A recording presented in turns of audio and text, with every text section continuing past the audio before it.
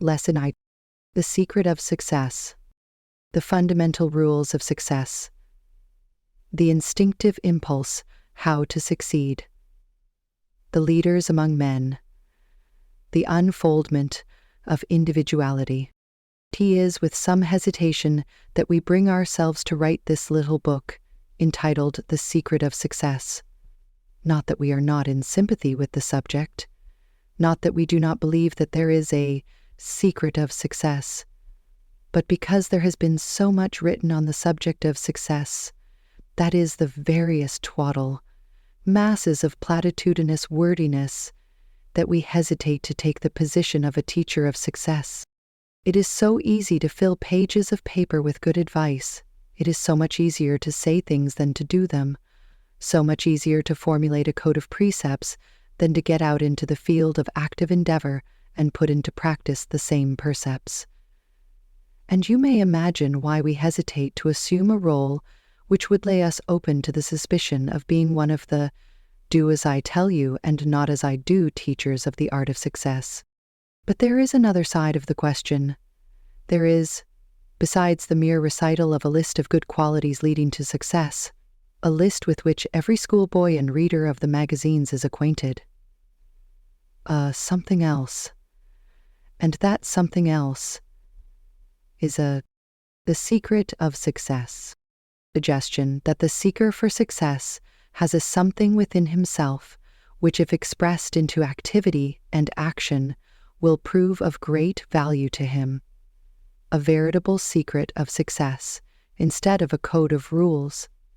And so we propose to devote this little book to unfolding our idea of what this something within is, and what it will do for one who will unfold it and thus express it into action. So therefore, do not expect to find this book a complete compendium of rules conducive to success, approved of and formulated by the successful men of the world, who became acquainted with these rules only after they had attained success, and consequently had time and inclination to preach to others. This is not a book of that sort. It is quite different. We hope you will like it. It will do you good in any event. All people are striving and seeking success. Their ideas of success may differ, but they have all agreed upon the desirability of attainment. Attainment, that is the word, which embodies the essence of that which we call success. It is the getting there idea, the idea of attainment, of reaching the goal for which we set out.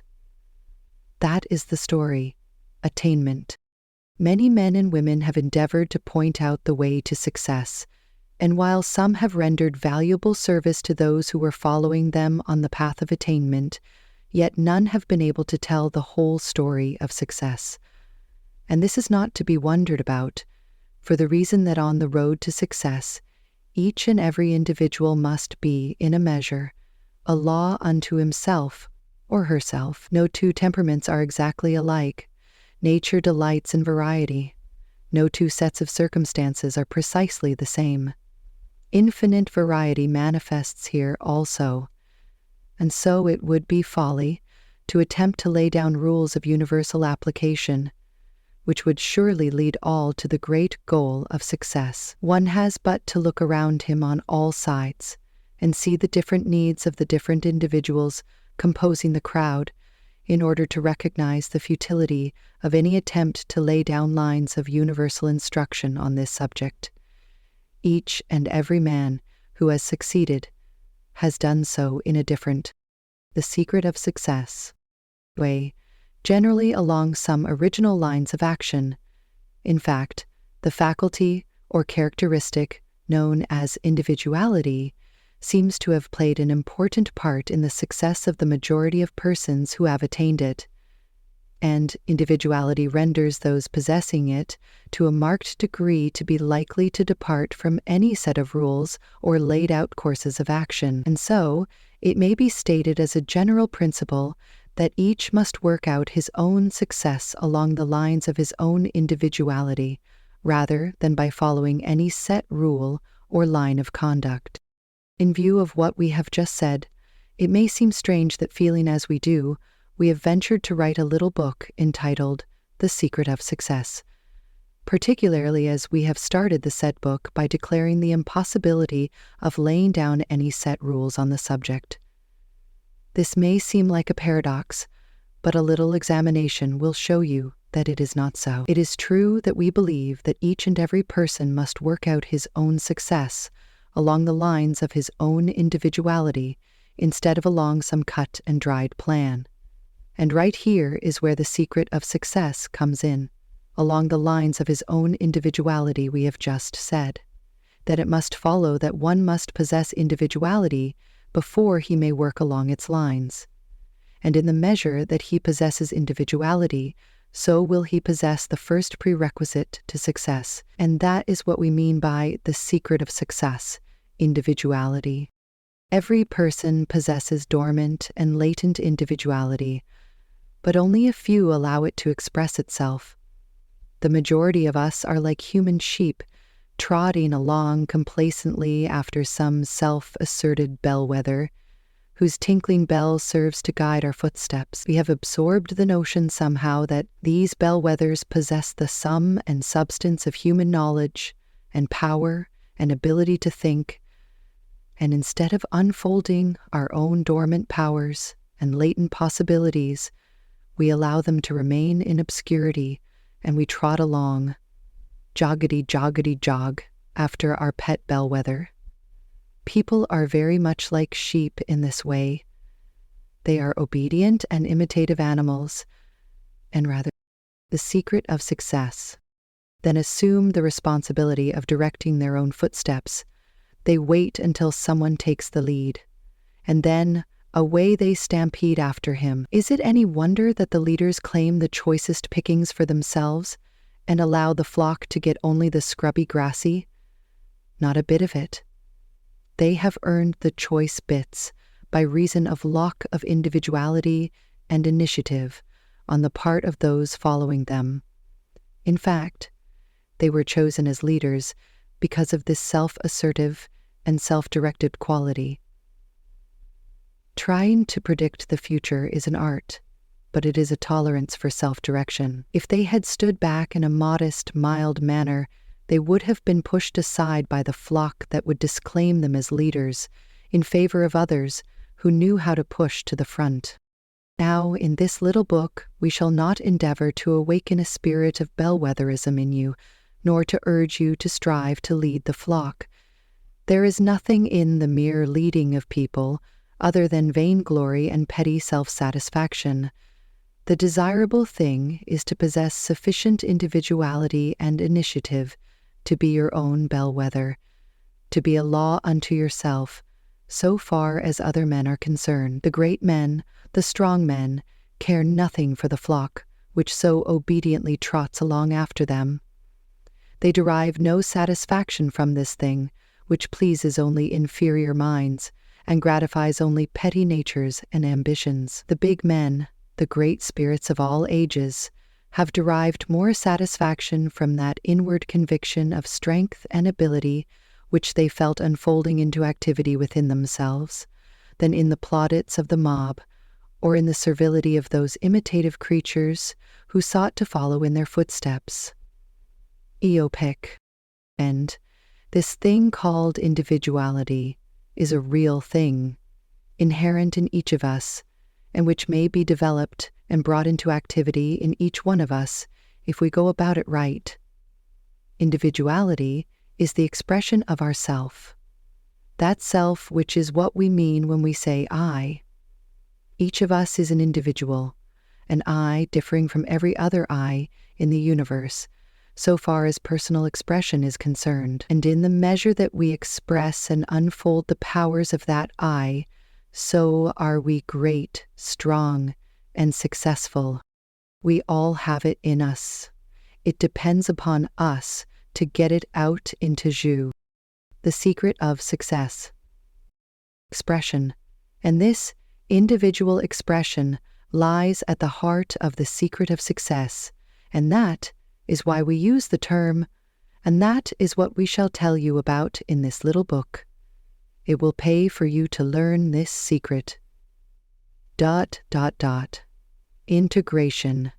The secret of success. Lesson 2. The individual. Individuality and personality. What the self really is. What is the individual which manifests the power of the self? The master in the brain. In our last lesson, we stated that we considered the secret of success to consist principally of the free expression of the individual, the I. But before you will be able to apply this idea successfully, you must first awaken to a realization of what the individual really is. This statement may appear ridiculous at first to many of you, but it will pay you to acquaint yourself fully with the idea behind it, for upon the true realization of I comes power.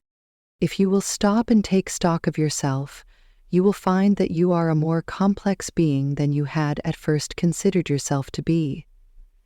In the first place, there is the I, which is the real self or the individual, and there is the me, which is something attached to and belonging to the I, the personality.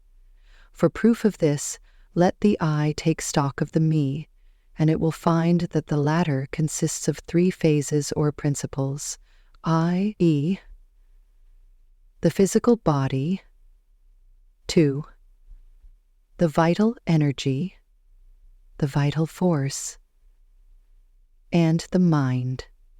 Many people are in the habit of regarding their bodies as the I part of them, but a little consideration will show them that the body is but the secret of success, material covering or machine through which and by means of which the I is able to manifest itself. A little thought will show that one may be vividly conscious of the I am part of himself, while totally oblivious of the presence of the physical body. This being so, it follows that the I is independent of the body, and that the latter falls into the me classification. The physical body may exist after the I has left it. The dead body is not the I. The physical body is composed of countless particles, which are changing places every moment of our lives. Our body of today is entirely different from our body of a year ago. Then comes the second principle of the me, the vital energy, or what many call life. This is seen to be independent of the body, which it energizes, but it too is transitory and changeable, and readily may be seen to be but a something used to animate and energize the body, an instrument of the I. What then is left to the I to examine and determine its nature? The answer that comes naturally to the lips is the mind, by which I know the truth of what you have just said. But stop a moment. You have said, speaking of the mind, by which I know. Have you not, in saying this, acknowledged the mind to be something through which the I, think a moment, is the mind you? You are aware that your mental states change, your emotions vary, your feelings differ from time to time. Your very ideas and thoughts are inconsistent and are subject to outside influences, or else are molded and governed by that which you call I, or your real self. Then there must be something behind mental states, ideas, feelings, thoughts, etc., which is superior to them and which knows them just as one knows a thing apart from itself but which it uses. You say, I feel, I think, I believe, I know, I will, etc., etc. Now, which is the real selfie? The mental states just mentioned, or the I, which is the subject or real cause of the mental phenomena? It is not the mind that knows, but the I which uses the mind in order to know. This may seem a little abstruse to you if you have never been made the individual of the subject, but think it over a little, and the idea will clearly define itself in your mind. We are not telling you these things merely to give you an idea of metaphysics, philosophy, or psychology. There are many books that go into these matters at length and in detail, so it is not for that reason. The real reason is that with a realization of the I, or real self, comes a sense of power that will manifest through you and make you strong, triumphant, kind. The awakening to a realization of the I, in its clearness and vividness, will cause you to feel a sense of being and power that you have never before known. Before you can express individuality, you must realize that you are an individual. And you must be aware of this I within you before you can realize that you are an individual. Me side of you is what is called personality, to the outer appearance of yourself. Your personality is made up of countless characteristics, traits, habits, thoughts, expressions, and motions. It is a bunch of peculiarities and personal traits that you have been thinking was the real I all this time. But it is not. Do you know what the idea of personality arose from? Let us tell you. Turn to the pages of any good dictionary, and you will see that the word originated from the Latin word persona, meaning a mask used by actors in ancient times, and which the word in turn was derived from two other words, sonare, meaning to sound, and per, meaning through, the two words combined meaning to sound through. The idea being that the voice of the actor sounded through the mask of the assumed personality or character. Webster gives the following as one of the meanings of person, even to this day: a character or part, as in a play, an assumed character. So then, personality means the part you are playing in the great play of life on the stage of the universe. The real individual concealed behind the mask of personality is you, the real self, the I, that part of you which you are conscious when you say I, which is your assertion of existence and latent power. Individual means something that cannot be divided, or the secret of success. Affection can often be felt during an intercourse. Subtracted from something that cannot be injured or hurt by outside forces. Something real. And you are an individual, a real self, an I, something endowed with life, mind, and power, to use as you will. A poet named Orr wrote, Lord of 1,000 worlds am I, and I reign since time began. And night and day, in cyclic sway, shall pass while their deeds I scan. Yet time shall cease ere I find release, for I am the soul of man. Lesson 3. Spiritedness. Spiritedness, not a fanciful, vague quality, but a real, live, forceful power in man. The assertion of recognition of mastery. A wonderful soul quality. Breastfeeding.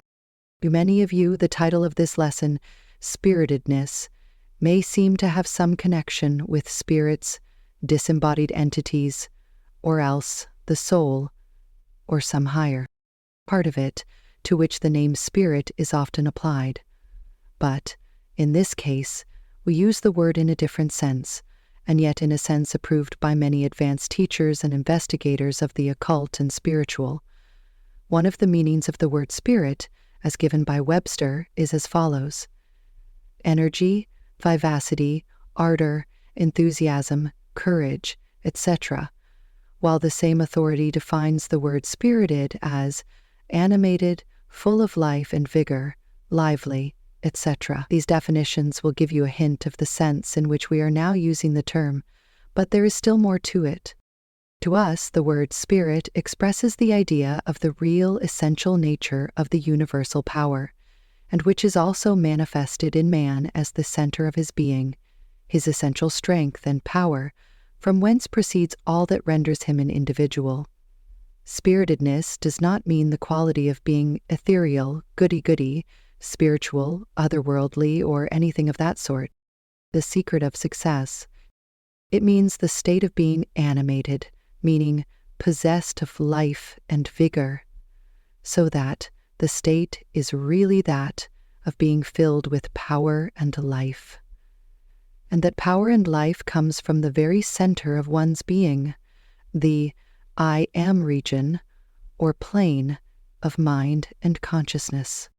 Spiritedness is manifested in different degrees among different men, and even among the animals. It is an elementary, fundamental, primitive quality and expression of life, and does not depend upon culture, refinement, or education. Its development seems to depend upon such instinctive or intuitional recognition of the something within, the power of the individual, which is derived from that universal power of which we are all expressions, and even some of the animals seem to possess it. A recent writer on the taming of animals expresses instinctive realization of spiritedness among some of the higher animals as follows: put 2 male baboons in the same cage, and they will open their mouths, show all their teeth, and blow at each other. But one of them, even though he may possess the uglier dentition, will blow with a difference, with an inward shakiness that marks him as the underdog at once. No test of battle is needed at all. It is the same with the big cats.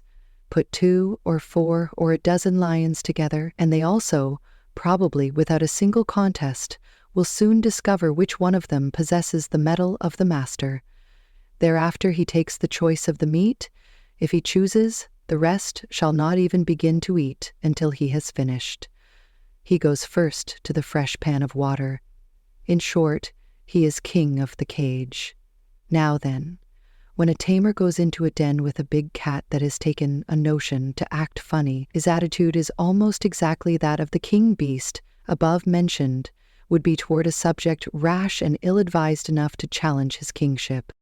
You will notice in the above quotation that the writer states clearly that it is not always the baboon with the fiercest tusks that is the master. Neither does the king lion necessarily assert spiritedness, his dominion by winning a physical fight. It is something far more subtle than the physical. It is the manifestation of some soul quality of the animal, and so it is with men. It is not always the biggest and strongest physically who rule.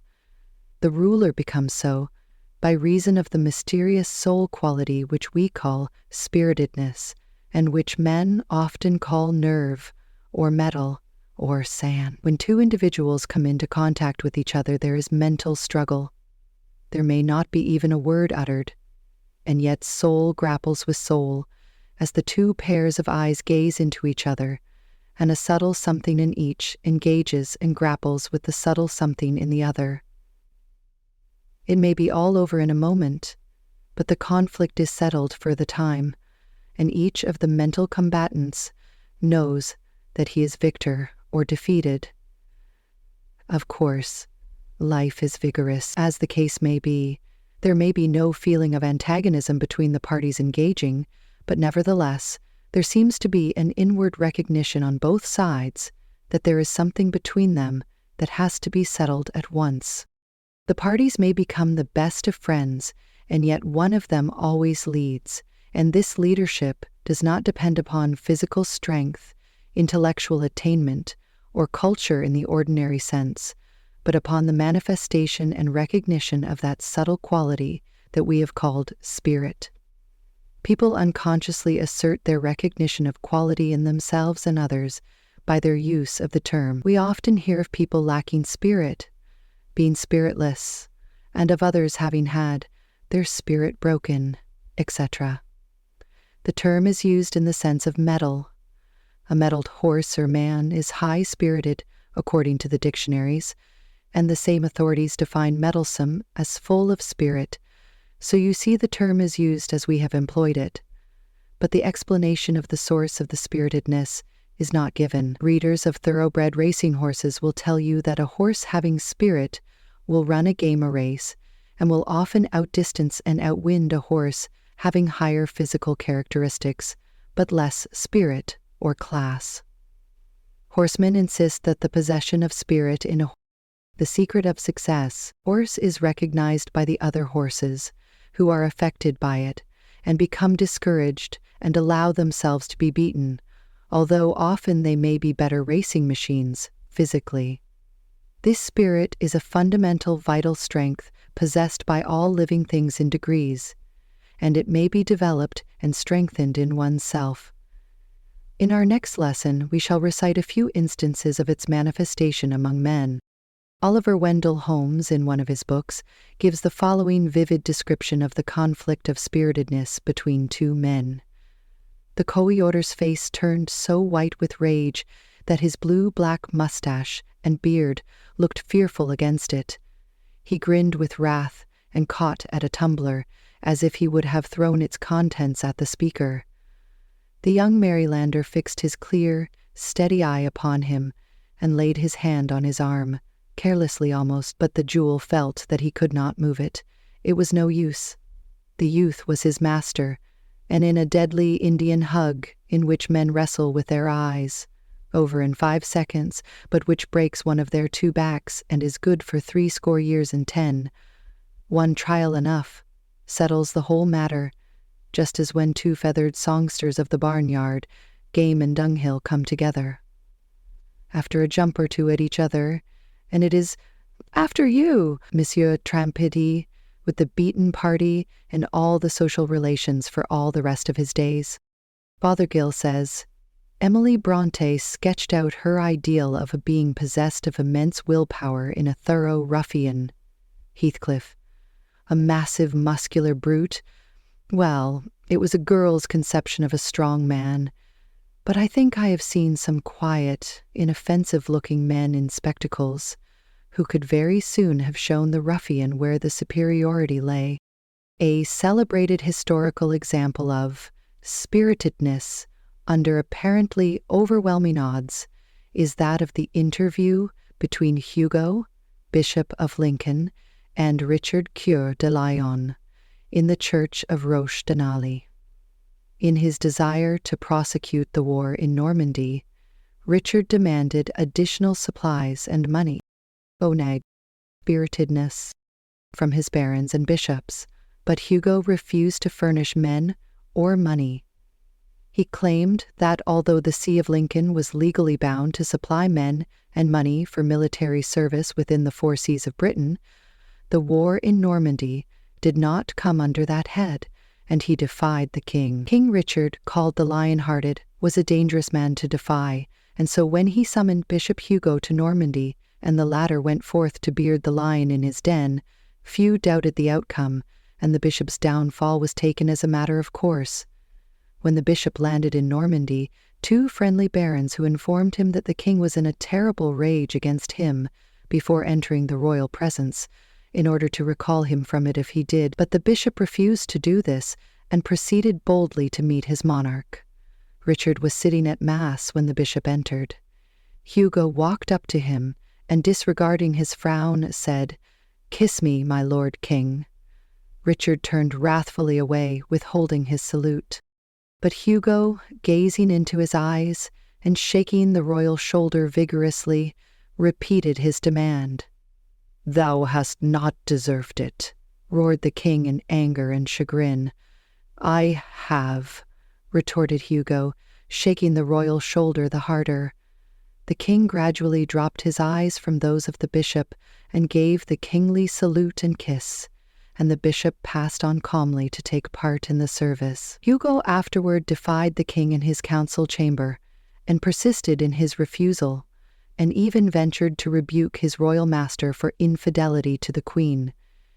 The council was astounded, for knowing Richard's courage and fiery temper, they expected to see Hugo crush in a moment.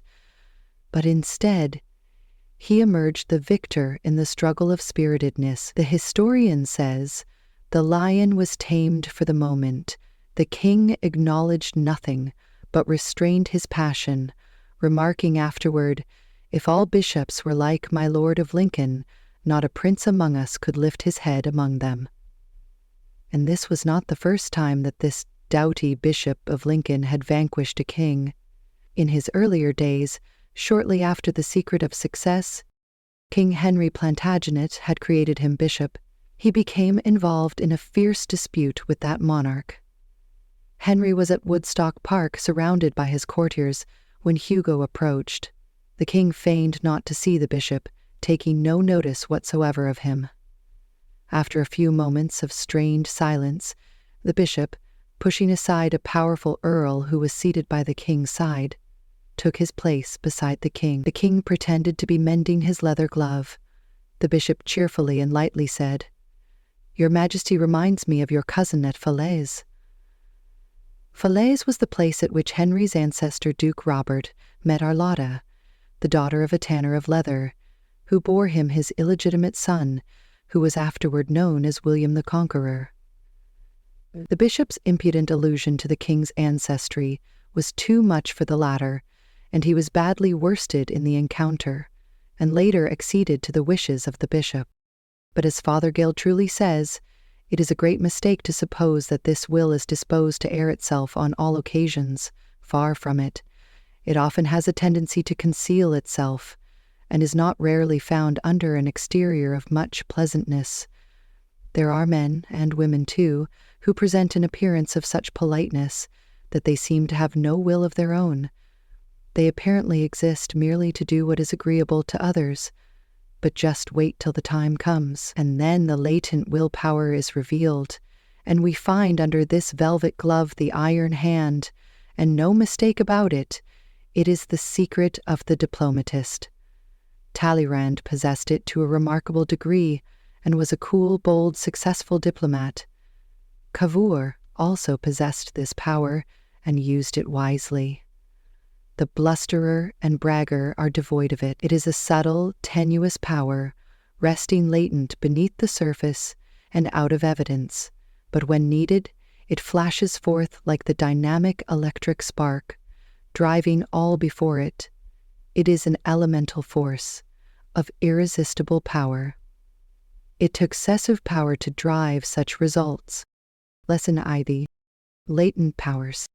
The part played by earnestness, enthusiasm, and desire. The manifestation of will power, the will, and what lies behind it. Majority of you know, by actual experience in everyday life, that we have within our physical organism that which we call second wind. We have essayed some physical task, and after a bit found ourselves winded, that is, short of breath, and we are tempted to stop and rest our panting bodies. But we have also found by experience that if we will stick to the task at hand, the feeling of physical distress will usually pass away, and we will gain what is called our second wind. Now, just what the second wind is a matter that has long perplexed physiologists, and even today they have not been able to hand us down a very good guess at the underlying cause of the phenomenon. It seems to be a fresh start, acquired by reason of the opening up of reserve stores of vital energy, latent physical power stored away for such emergencies. All persons who have engaged in athletic sports know very well the details of this peculiar physiological phenomenon. Its actuality is too firmly established to admit any doubt. The secret of success. And, as is often the case, examination shows a curious parallel between the working of nature on the mental plane and on the physical. Just as there is a physical second wind, so is there a mental reserve force or latent energy upon which we can draw and thus get a fresh start.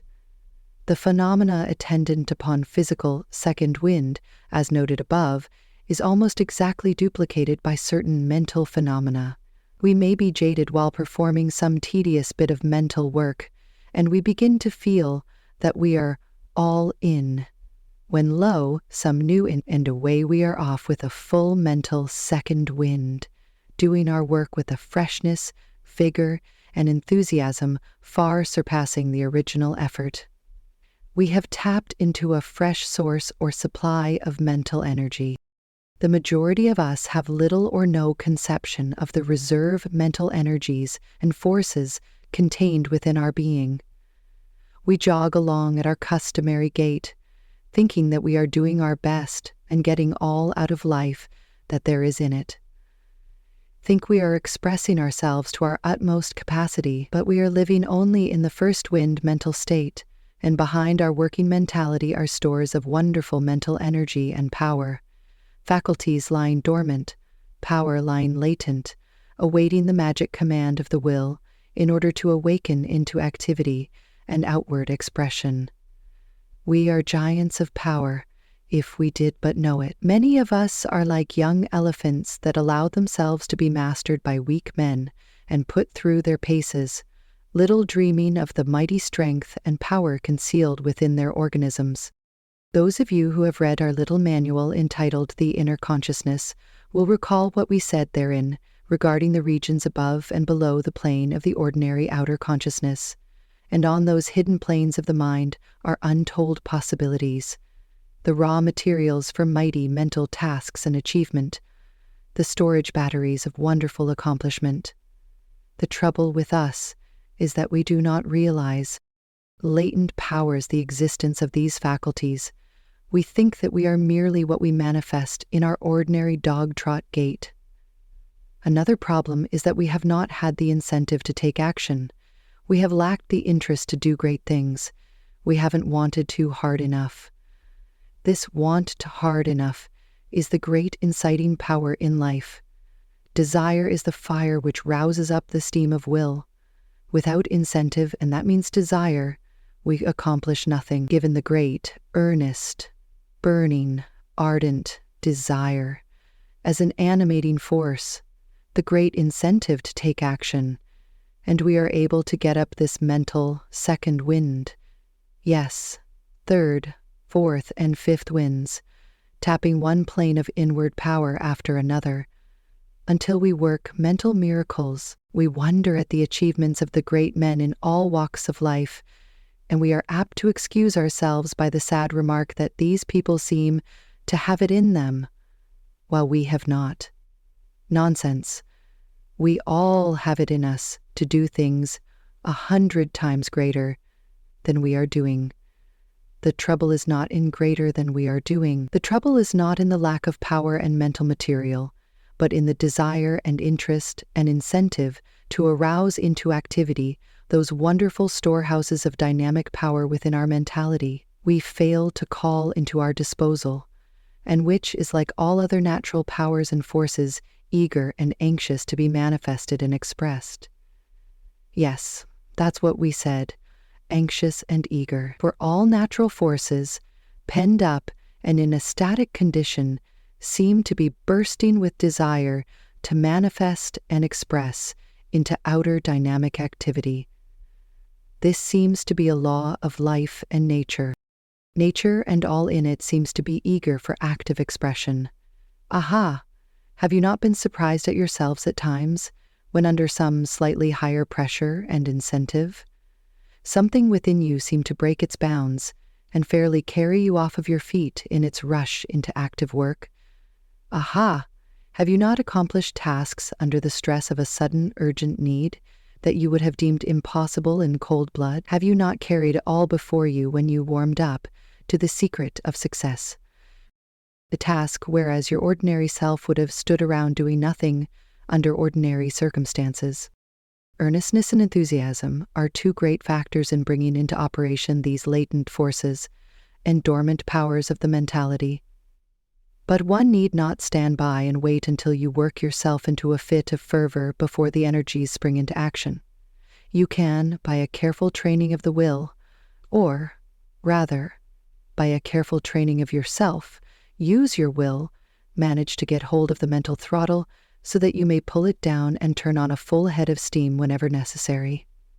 And when you have once mastered this, you will find that you are not any more tired when running under full pressure than when you are crawling along, this being one of the secrets of success. To many a person, the term the will means merely a firm steadfastness of mind, akin to determination and fixity of purpose. To others it means something like desire. To others it means the power of choice, etc. But to occultists, the will is something far more than these things. It means a vital power, an acting force of the mind, capable of dominating and ruling the other mental faculties, as well as projecting itself beyond the mental organs of the individual and affecting others coming within its field of influence. And it is in this sense that we use the word will in this lesson. We have no desire to take the reader into the dim realms of metaphysics, or even into the lighter but still arduous paths of scientific psychology, but we must acquaint him with the fact of the existence of this thing that we call willpower and its relation to the I. Of all the mental faculties or powers, that of the will is the closest to the I or ego of the person. It is the sword of power, clasped in the hand of the ego. One may divorce himself in thought from the other mental faculties and states, but when he thinks of the I, he is bound to think of it as possessing that power which we call will. The will is a primal, original power of the I, which is always with it until the end. It is the force with which he rules, or should rule. Latent powers and physical kingdom, the power of which his individuality manifests itself upon the outside world. Desire is the great motive power inciting the will to action in life. As we have shown you, the action of will without the motive power of desire is unthinkable, and therefore it follows that the culture and right direction of desire carries with it the channel of expression and manifestation of the will. You cultivate certain desires in order that the will may flow out along these channels. By cultivating the desire along certain lines, you are making channels along which the will may flow in its rush toward expression and manifestation. So be sure to map out your desire channels clearly by making the proper mental images of what you want. Be sure and make the desire channels deep and clear-cut by the force of repeated attention and autosuggestion. History is filled with examples of men who have developed the use of the will. We say developed the use rather than developed will, for man does not develop his will. His will is always there ready for use. A man develops his ability to use the will, perfects himself in its use. We have frequently used the following illustration, and have not been able to improve upon it. Man is like a trolley car, with the upraised trolley pole of his mind reaching out to the live wire of will. Along that wire is flowing the current of willpower, which it taps and draws down into his mind, and by which he is able to move and act and manifest power. But the power is always in the wire, and his developing consists in the ability to raise the pole to the wire, and thus tap into its energy. If you will carry this idea in your mind, you will be able to apply this truth more easily in your everyday life. A great promoter of the steel pen and electroplating industries possesses this quality to a marked degree. It has been said of him that he had, to begin with, a strong, powerful, almost irresistible will, and whoever and whatever he opposed, he surely conquered in the end. Buxton said, "The secret of success. Longer I live, the more certain I am that the great difference between men, between the feeble and the powerful, the great and the insignificant, is energy, invincible determination, a purpose once fixed, and the victory or death.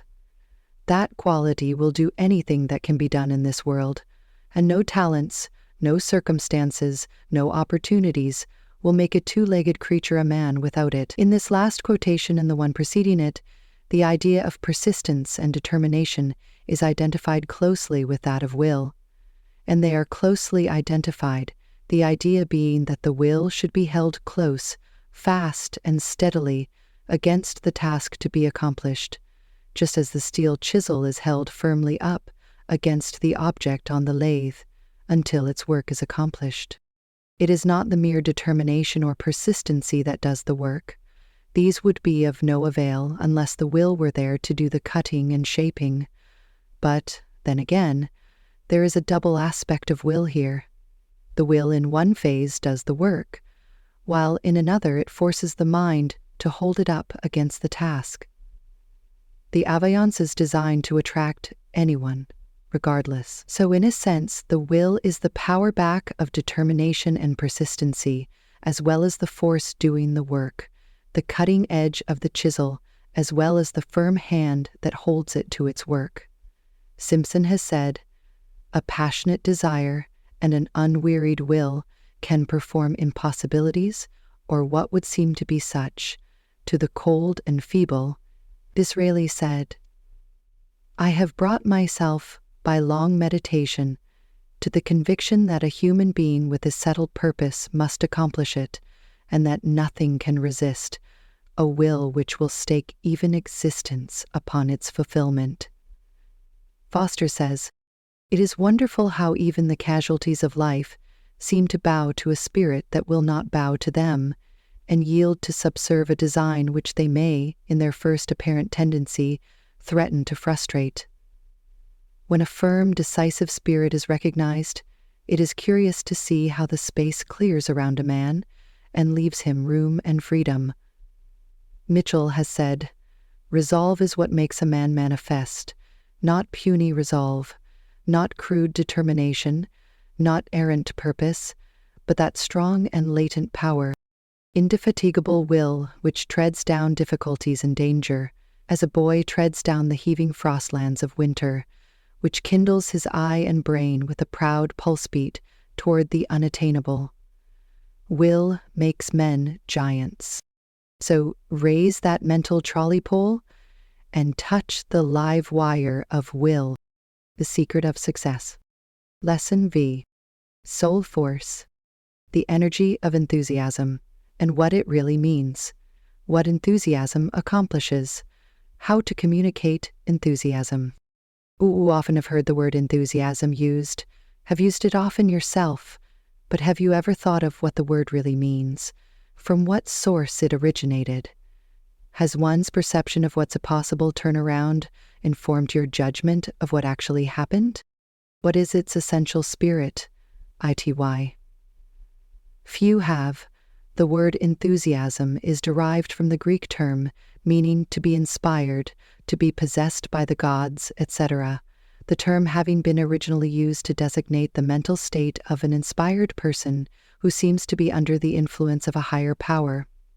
The term originally meant inspired by a superhuman or divine power, ecstasy, etc. It is now used, according to Webster, in the sense of enkindled and kindling fervor of soul, ardent and imaginative zeal or interest, lively manifestation of joy or zeal, etc.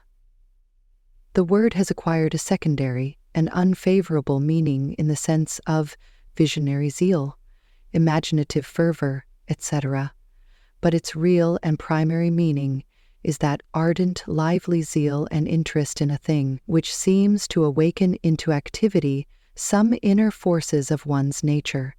Real enthusiasm means a powerful mental state exerted in favor of or against some idea. The secret of success. A person filled with enthusiasm seems indeed to be inspired by some power or being higher than himself. He taps on to a source of power of which he is not ordinarily conscious. And the result is that he becomes, as a great magnet, radiating attractive force in all directions and influencing those within his field of influence.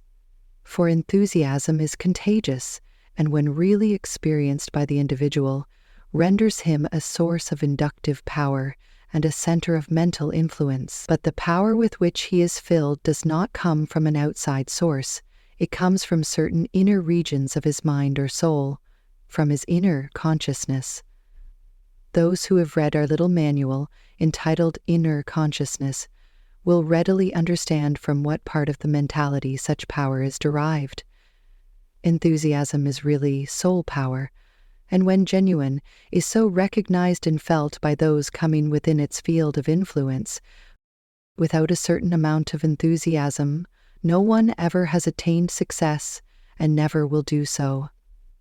There is no power in personal intercourse that can be compared to enthusiasm of the right sort.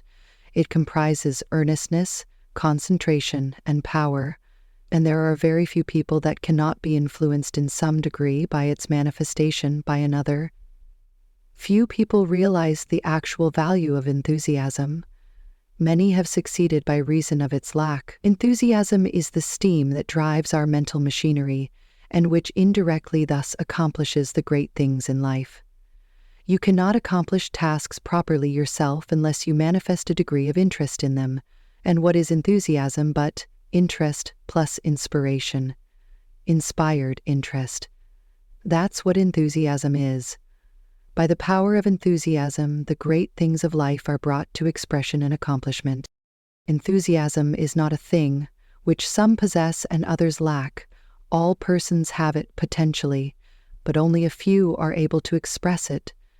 The majority is afraid to let themselves feel a thing, and then to let the feeling express itself in powerful action, like the steam in an engine. The majority of persons do not know how. Soul force to get up the steam of enthusiasm. They fail to keep the fires of interest and desire kindled under their mental boiler, and the consequence is they fail to get up the steam of enthusiasm. Enthusiasm may be developed by cultivating interest and love of your task. Interest, confidence, and desire arouse enthusiasm, and it remains for you to either concentrate it so that its effect will be directed straight toward the object, person, or thing that you wish to move, or else allow it to dissipate itself in the air without result. Like steam, enthusiasm may be dissipated or used. By concentrated direction it produces results, and by foolish waste and dissipation it fails to do so. The more interest you take in a thing, the greater does your confidence and desire grow, and from these arise the steam of enthusiasm. So remember always that interest is the mother of enthusiasm. The enthusiastic man naturally tends toward the optimistic frame of mind, and by doing so, he diffuses an atmosphere of confident, cheerful expectation around him, which tends to inspire confidence in others, and which aids him in his endeavors. He surrounds himself with a mental aura of success.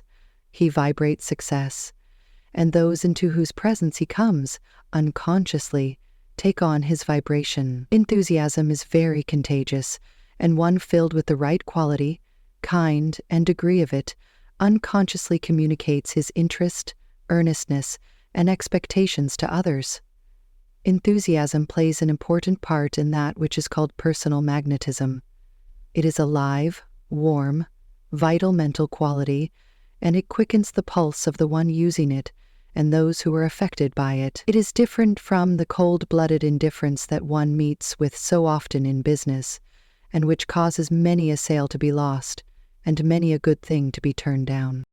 The man who lacks enthusiasm is robbed of more than half his force of personal influence.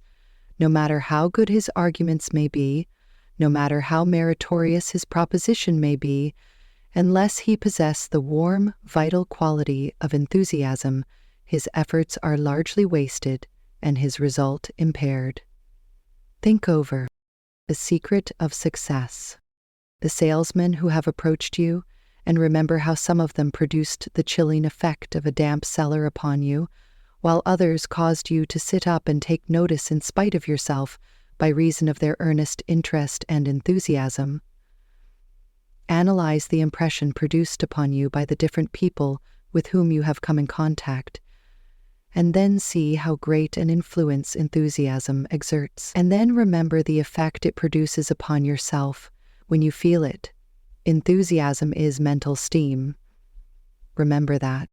A few days ago there was erected a tablet in one of the great colleges of the land, as a memorial to a former student in its halls.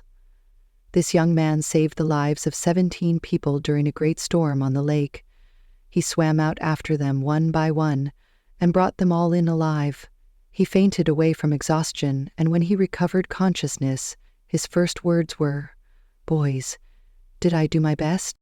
The words of this young man express the great question that should urge every true seeker after success to so live and act that he may be able to answer it in the affirmative.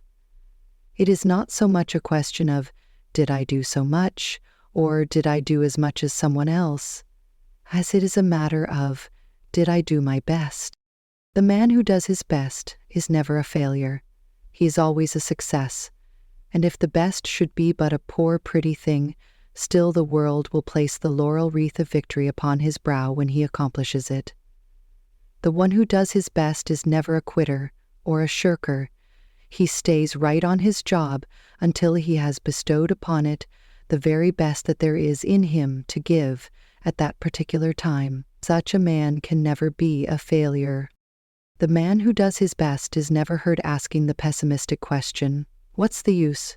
He doesn't care a whole lot about that part of it. His mind is fixed upon the idea that he is on his job and is not going to be satisfied with anything less than his best. And when one really is able to answer the great question with an honest, "Yes, I did my best," then verily he will be able to answer the "what's the use" question properly. Hey, and so forth. Is of use to have brought out the best work in oneself, if for no other reason than because it is a man-making process, a developer of the self. This infernal "what's the use" question seems to have been invented by some pessimistic imp of darkness to use in discouraging people making desperate struggles or leading forlorn hopes. It has brought down many a man into the mire of despondency and failure. Chase it out of your mind whenever it appears, and replace it with the question, "Am I doing my best?" knowing that an affirmative answer settles the other question also. Anything is of use if it is in the right spirit and a worthy cause, and because one's own manhood demands it. Yes, even if one goes down to death in the doing of it, still it is a success. Listen to this story, told in a recent magazine article. It is a story of a sailor on the wreck of a German kerosene steamer which dashed against the rocks of the Newfoundland coast in the early part of 1901. She had taken fire and had been run ashore on a submerged reef about an eighth of a mile from the coast. The coastline itself was a wall, some 400 feet high.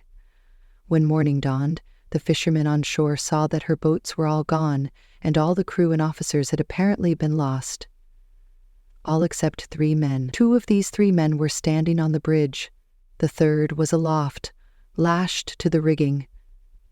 Later, the watchers saw a tremendous wave strike the vessel, sweeping away the bridge and the 2 men who had been standing on it.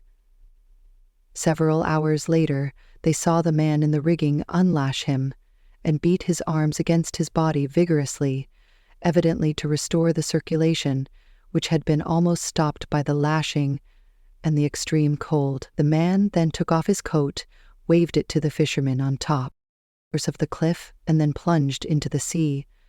The first thought was that he had given up the fight and committed suicide, but he was not that kind of a man. He struck out for shore, and reaching it, made 3 separate attempts to secure a foothold on the rocks at the bottom of the cliff, but he failed. 3 times was the secret of success. He swept away by the surf, and finally, seeing the futility of his efforts, he swam away again toward the ship. As the narrator well says, "At that crisis in the struggle, 99 men out of 100 would have given up and allowed themselves to drown. But this man was not a quitter. After a fierce battle with the waves, the man gained the ship, and after a desperate struggle managed to board her. He climbed again into the rigging and waved his hand to the fishermen high up on the cliff, who were unable to help him. He lashed himself fast, and until dark could be seen signaling the fishermen above to show them that he was still alive and game. His now all-consuming urge to escape seemed to have worn off. When the following morning broke, the fisherman saw that his head had fallen to his breast. He was motionless, frozen during the night. He was dead. His brave soul had gone forth to meet its Maker, and who can doubt that when that man confronted his Maker, his eyes were looking firmly and bravely toward the presence, and not bowed down in shame or fear. Such a man was indeed worthy to face his Maker, unabashed and unashamed, as the writer George Kennan has said in words that make one thrill. This is the life of the mind. That man died as a man in adverse circumstances ought to die, fighting to the last. You may call it foolish, and say that he might better have ended his sufferings by allowing himself to drown when he found that he could not make a landing at the base of the cliff. but deep down in your hearts, you pay secret homage to his courage, his endurance, and his indomitable will. He was defeated at last, but so long as he had consciousness, neither fire nor cold, not tempest, could break down his manhood. The Caucasians have a favorite proverb that says, "Heroism is endurance for one moment more." And that one moment more tells the difference between the quitter and the man who has done his best. No one is dead until his heart has ceased beating, and no one has failed so long as there is one more bit of fight in him. And that one moment more often is. Exercising 20 minutes a day without breaking fast can help you feel more alive. So for the moment in which the tide turns, the moment when the enemy relaxes his hold and drops back beaten. The secret of success. Lesson V. The power of desire. The motive force that runs the world. A useful servant, but a poor master. How to create desire. How to apply its wonderful energy. How to extend the mind force by desire. At is desire. Let us see. Webster tells us that it is the natural longing to possess any seeming good, eager wish to obtain or enjoy, or, in its abnormal, or, though, we realize that we all live to eat and drink to pleasure, degenerate sense, excessive or morbid longing, lust, appetite, desire, is a much abused term. The public mind has largely identified it with its abnormal or degenerate phase just mentioned, ignoring its original and true sense. Many use the word in the sense of an unworthy longing or craving instead of in the true sense of, as it were, worthy craving and longing, etc. To call desire, as it were, a craving and longing, etc. To call desire spiritual and worthy, etc. To call desire spiritual and worthy, etc. To call desire spiritual and worthy, etc. To apply to it the term laudable aim and ambition does not take away from its character of desire. There is no sense in endeavoring to escape the fact that desire is the natural and universal impulse toward action, be the action good or bad. Without desire, the will does not spring into action, and nothing is accomplished. Even the highest attainments and aims of the race are possible only when the steam of will is aroused by the flame and heat of desire. The secret of success. Some of the occult teachings are filled with instructions to kill out desire, and the student is warned to beware of it even in its most insidious and subtle forms, even to the extent of avoiding even the desire to be desireless, even desire not to desire. Now this is all nonsense, for if one wishes, or wants, or is inclined, or thinks best to be implied, or is pleased to, kill out desire, in any of these cases he is but manifesting a desire not to desire, in spite of his use of other names. What is this wishing to, wanting to, feeling like, inclination, being pleased to, and all the rest, but just plain, clear, unadulterated desire, masquerading under some of these names. To proceed to kill out desire without desiring, to do so is like trying to lift oneself by pulling on his own bootstraps. Folly. What is really meant is that the occultist should proceed to kill out the lower desires that he finds within his nature, and also to kill out the attachment for things. Regarding this last, we would say that all true occultists know that even the best things are not good enough to rule and master one. Nothing is good enough for the soul to allow itself to be unduly attached to it, so that the thing rules the soul instead of the soul mastering the thing. That is what the teachings mean, avoidance of attachment. And in this the occult teachers are clearly right. Desire is a frightful master.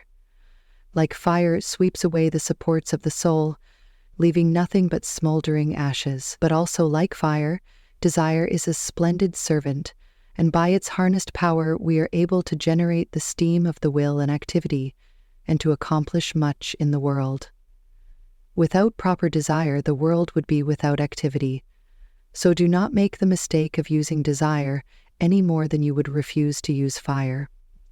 But in desire is the motivating force that runs the world, as little as we care to admit it in many cases. Look around you and see the effects of desire in every human act, good or bad. As a writer has said, every deed that we do, good or bad, is prompted by the power of desire. Desire. We are charitable because we desire to relieve our inner distress at the sight of suffering, or from the desire of sympathy, or from the desire to be respected in this world, or to secure a comfortable place in the next. One man is kind because he desires to be kind, while another man is cruel from precisely the same kind of motive. One man does his duty because he desires to do it. He obtains a higher satisfaction from duty well done than he would from the neglecting of it in accordance with some weaker desires.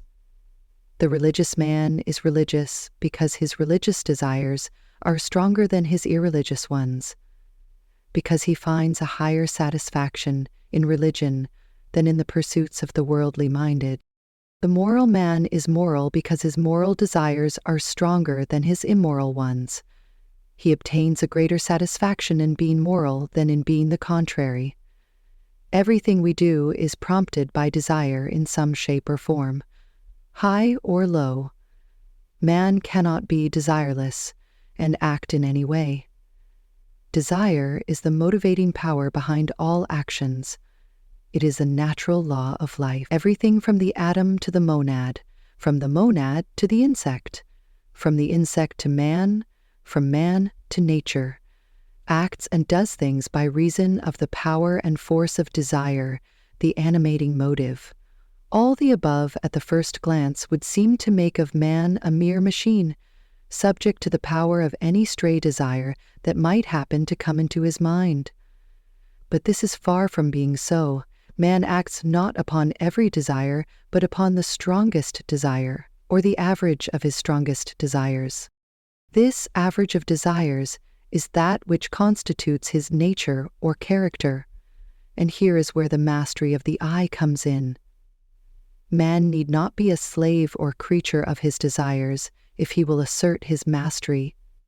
He may control, regulate, govern and guide his desires in any directions that he pleases. Nay, more, he may even create desires by an action of his will.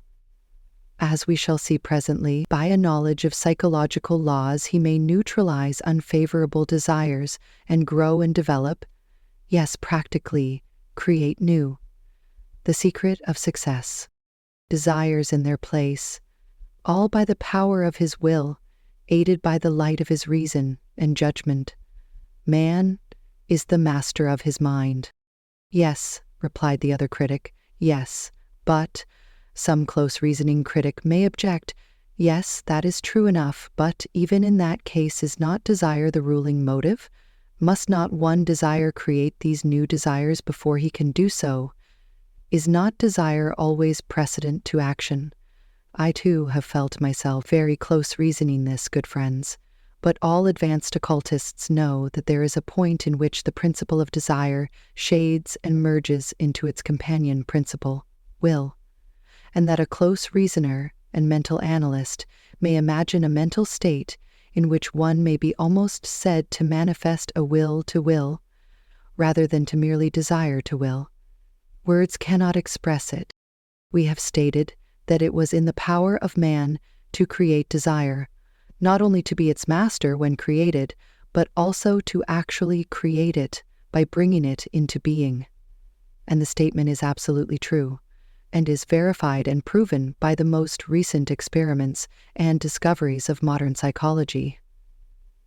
Instead of man being a creature of desire, and this indeed he is in many cases, he may become master of desire, and even a creator of it.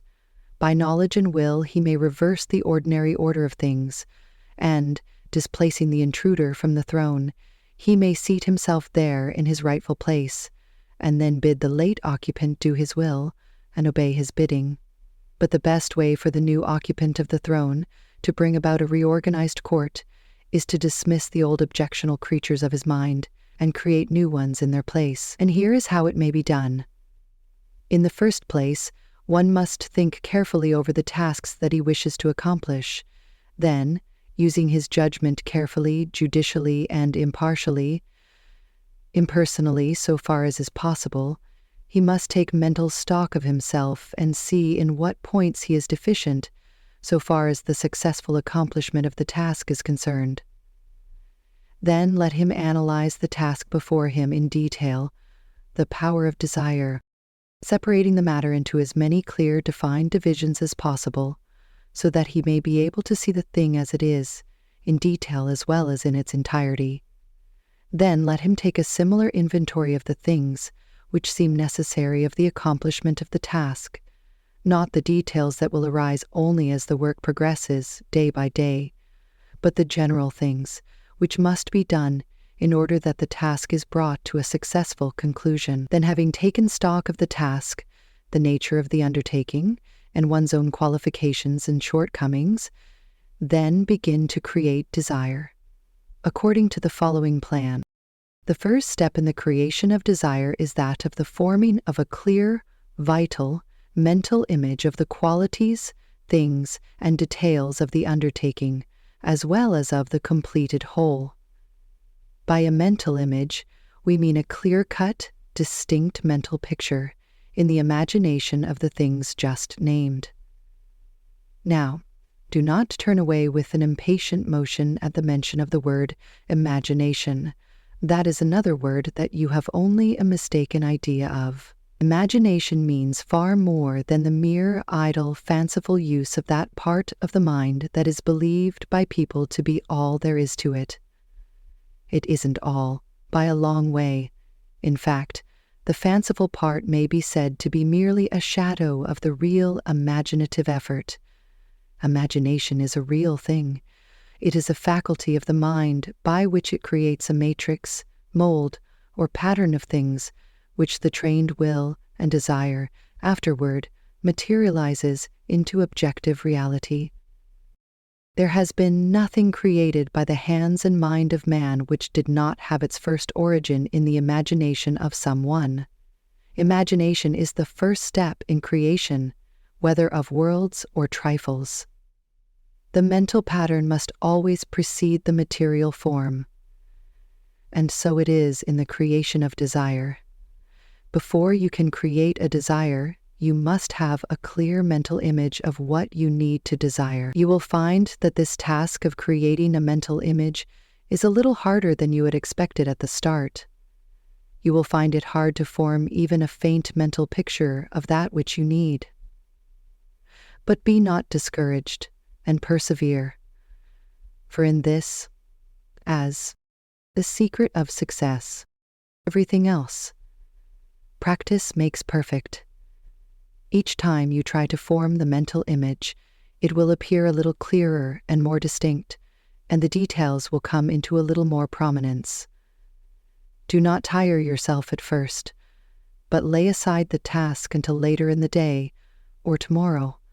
But practice and persevere, and you will soon be able to see mentally the things you need, just as clearly as a memory picture of something you have already seen. We shall have more to say on the subject of mental imagery and imagination in subsequent lessons. Then, after having acquired the clear mental image of the things you wish to desire, and thus attain, cultivate the focusing of the attention upon these things. The word attention is derived from the Latin word attendere, meaning to stretch forth, the original idea being that in attention the mind was stretched forth, or extended, toward the object of attention, and this is the correct idea, for that is the way the mind operates in the matter. Keep the ideas before your attention as much as possible, so that the mind may take a firm grasp upon them, and make them a part of itself. By doing this, you firmly impress the ideas upon the wax tablet of the mind. Thus, having fixed the idea clearly in your mind, by means of the imagination and attention, until, as we have said, it becomes a fixture there. Begin to cultivate an ardent desire, longing, craving, demand for the materialization of the things. Demand that you grow the qualities necessary for the task. Demand that your mental pictures materialize. Demand that the details be manifested as well as the whole. Making allowance for the something better, which will surely arise to take the place of the original details as you proceed. The inner consciousness will attend to these things for you, I said dramatically, ready to demand anything. Be not half-hearted in your demands and desires. Claim and demand the whole thing, and feel confident that it will work out into material objectivity and reality. Think of it, dream of it, and always long for it. You must learn to want it the worst. The power of desire. Learn to want it hard enough. You can attain and obtain many things by wanting them hard enough.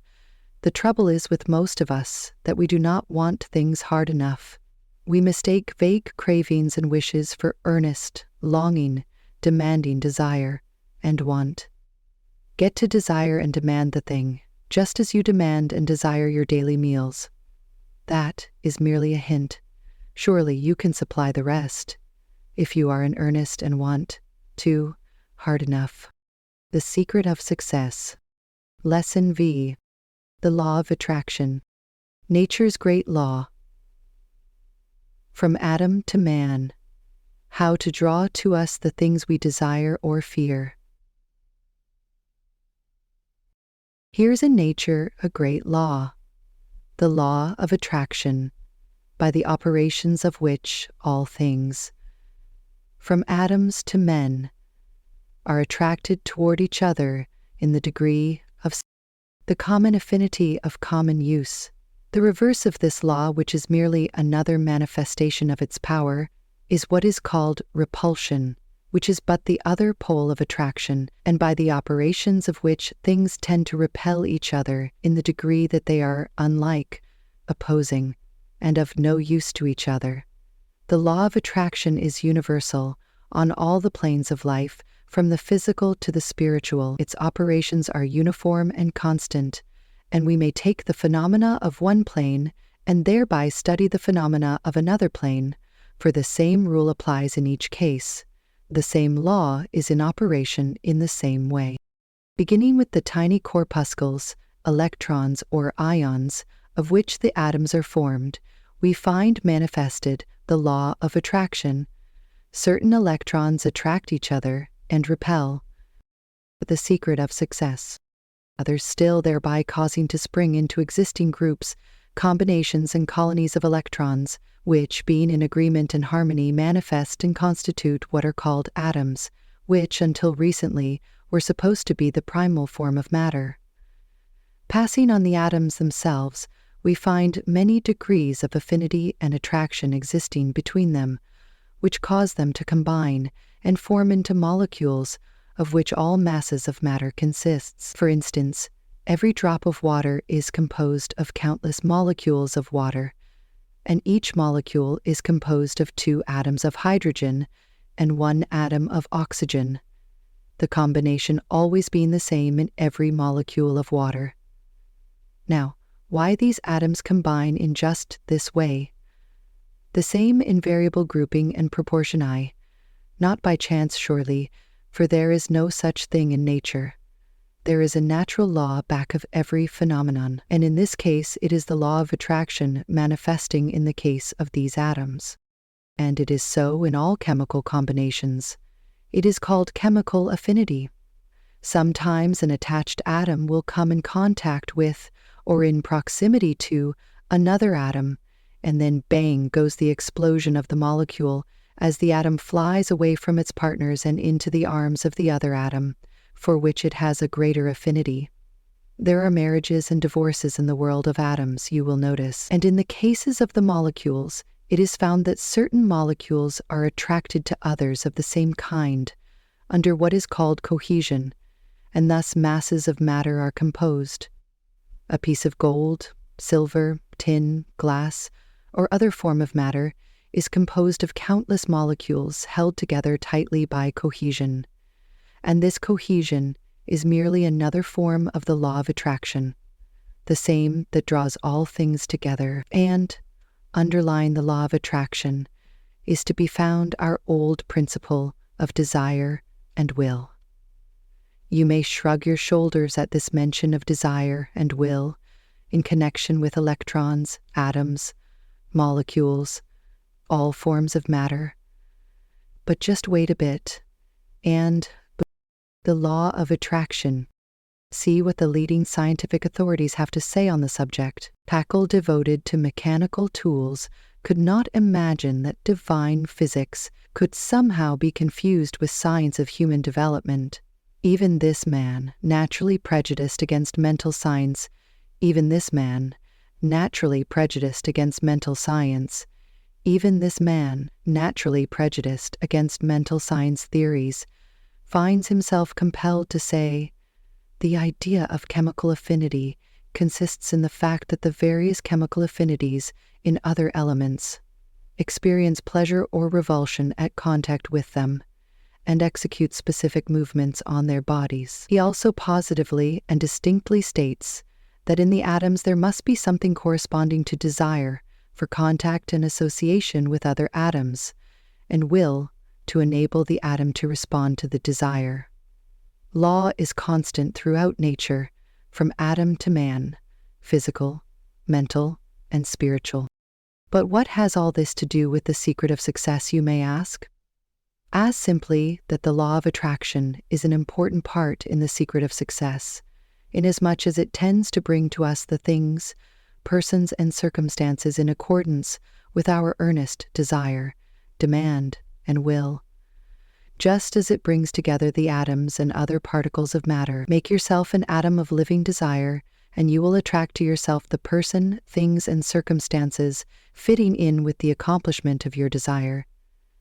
You will also get into rapport with those who are working along the same lines of thought, and will be attracted to them and they to you, and you will be brought into relations with persons, things, and environments likely to work out the problem of your desires. You will get next to the right persons and things, all by the operation of this great natural law of attraction. No necromancy or magic about it at all. Nothing supernatural or mysterious, just the operations of a great natural law. You can do little by yourself in life, be you ever so strong and able.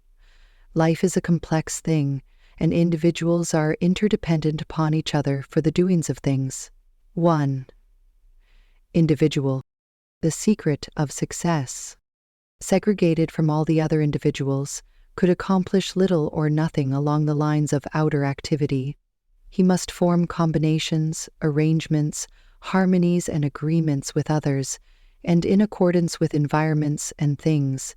That is, he must create and use the proper environments and things, and draw to himself others with whom he must form combinations in order to do things. And these persons, things, and environments come to him, and he to them, by reason of this great law of attraction.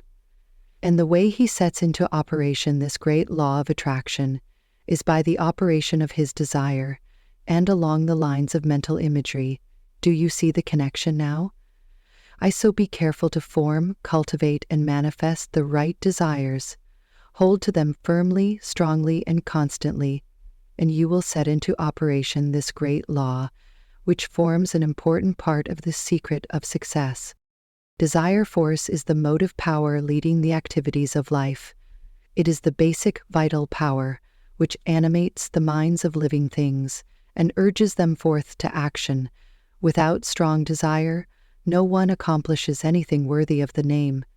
And the greater the desire, the greater will be the amount of energy generated and manifested, everything else being equal. That is to say, that given a dozen men of equal intellect, physical health, and mental activity, equal in everything else except desire, in short, the ones in whom the greatest desire resides and is manifested will outstrip the others in attainment. And of these winners, the one in whom desire burns like an unquenchable flame, will be the one who will master the others by the force of his primitive elementary power. Not only does desire give to the man that inward motive which leads to the unfoldment of the power within himself, but it does more than this. It causes to radiate from him the finer and more subtle mental and vital forces of his nature, which, flowing forth in all directions, like the magnetic waves from the magnet, or the electric waves from the dynamo, influencing all who come within the field of force. Desire force is a real, active, the law of attraction, effective force of nature, and serves to attract, draw, and bring to a center that which is in line with the nature of the desire. The much talked of law of attraction, of which so much is heard in mental science and the new thought, depends largely upon the force and power of desire. Desire of force is at the center of the law of attraction. There is a tendency in nature to attract and draw to the center of a desire the things which are needed to fulfill that desire. One's own will come to him by reason of his natural force, which lies behind and underneath the entire phenomena of mental influence. This being so, does it not become at once apparent why one who wishes to accomplish anything should be sure to create a strong desire for it, and at the same time be sure to acquire the art of visualization so as to form a clear mental picture of the thing desired? A clear mold in which the materialized reality may manifest, i.e., have you ever come in contact with any of the great men of modern business life? If you have seen these people in action, you will have become conscious of a subtle, mysterious something about them, a something that you could actually feel, a something that seemed to draw you to fit in to their schemes, plans, and desires, almost by an irresistible force. These people are all people of the strongest kind of desire. Their desire force manifests strongly and affects those with whom they come in contact. Not only this, but their desire force flows from them in great waves, which occultists inform us soon manifests a circular or whirlpool-like motion, swing around and around the center of the desire. These men become actual cyclones of desire, into which nearly everything that comes within its sweep is affected and swept into the vortex. Have we not evidences of this in the cases of all the great leaders of men? Can we not see the operation of that mighty law of attraction which brings to them their own? We are apt to call this willpower, and so it is, in a way. Back and under the will in such cases is to be found the ardent, burning desire that is the motive force of the attractive power. The secret of success. This desire force is a primitive, elemental thing. It is found in the animal kingdom, and among the lower races of men, perhaps more clearly than among the higher types of men, but only because in such instances it is seen stripped of the covering, sheaths, disguises, and masks that surround the more civilized forms and planes of life. But remember this well. The same principle is manifested under and beneath the polished veneer of civilized life. The desire force of the cultured leader of men is as elemental as that animating the fierce and shaggy caveman, or the wild berserker who, naked and half-mad, rushed upon overwhelming hordes of his enemy, brushing them aside like flies. That is, if you will but look beneath the polished surface. In the old wild days, desire manifested its force on the physical plane. Now it manifests on the mental plane. That is the only difference. The force is the same in both cases. While we write, there has just been produced on stage a new play that illustrates this principle. The heroine, the daughter of an old New York family of high social standing and wealth, has a dream of her life in a former incarnation, in which she sees herself torn from the arms of her cave-dweller father by the mighty arms of a fierce savage chief whose desire is manifested through the physical. She awakens from her dream, and to her horror soon discovers the face of her dream captor on a man who comes into her father's life in New York. This man comes from the West, forceful, resourceful, and desirous, beating down all before him in the game of finance. As of old, he places his foot on the neck of his enemies, but on the mental plane, this time instead of the physical. The same old desire for power is strong within him. The same old masterfulness manifests itself. This man says, "I have never quit. I have never been afraid." The same old desire, then flamed up in the savage, now manifests in the master of Wall Street. And between the force of its attraction and the coupled and allied force of his will, he repeats the performances of his previous incarnation. But on the plane of the law of attraction, mental forces and achievement, this time mind, not muscle, being the instrument through which the desire manifests. We give the above example merely as an illustration of the fact that desire is the motivating force that moves the will into action and which cause the varied activity of life, men and things. Desire force is a real power in life and influences not only the powers and achievement of oneself, but also attracts, influences, and compels other persons and things to swing in toward the center of the desire, sending forth the currents. In The Secret of Success, desire plays a prominent part. Without a desire for success, there is no success. None. The law of attraction is set into motion by desire. The majority of the principles advanced in this book have been in the nature of positive injunctions. That is, you have been urged to do certain things, rather than to not do the opposite or contrary. But here we come to a place in which the advice must be given along the negative lines. We must urge you not to do a certain thing. We allude to that great poison of the mind and will, known as fear. We do not allude to physical fear, important though physical courage may be, and as regrettable as physical cowardice may be considered. Still, it is not a part of the purpose of this book to preach against the latter and advise a cultivation of the former quality. You will find much of that elsewhere. Our purpose here is to combat that subtle, insidious enemy of true self-expression, which appears in the shape and guise of mental fear, forebodings which may be considered as negative thought, just as the other principles mentioned in this work may be considered as positive thought.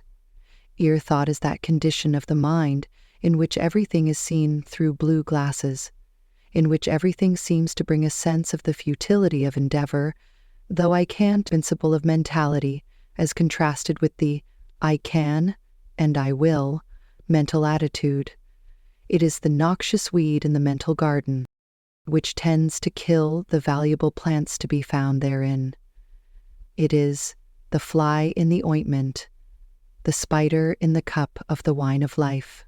So, The Secret of Success, far as we know, the first person to use the word forethought, which is now passed into common use, was Horace Fletcher, the well-known writer who coined it to supplant the use of the word worry in a certain sense.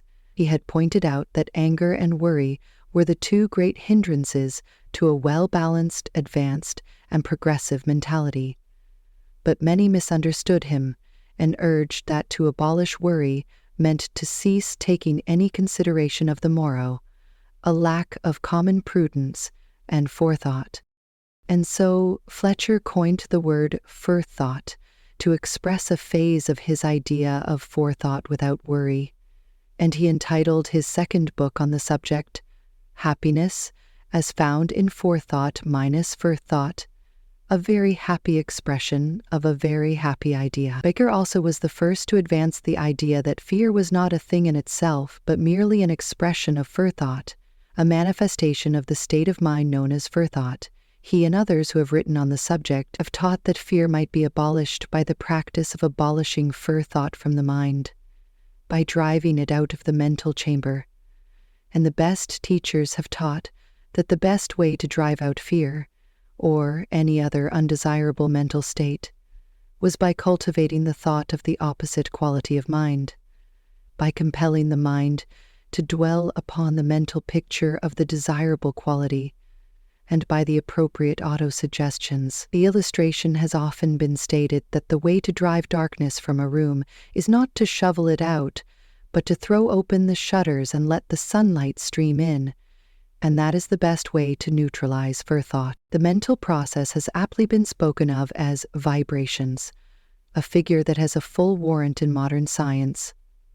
Then, by raising the vibration to the positive pitch, the negative vibrations may be counteracted.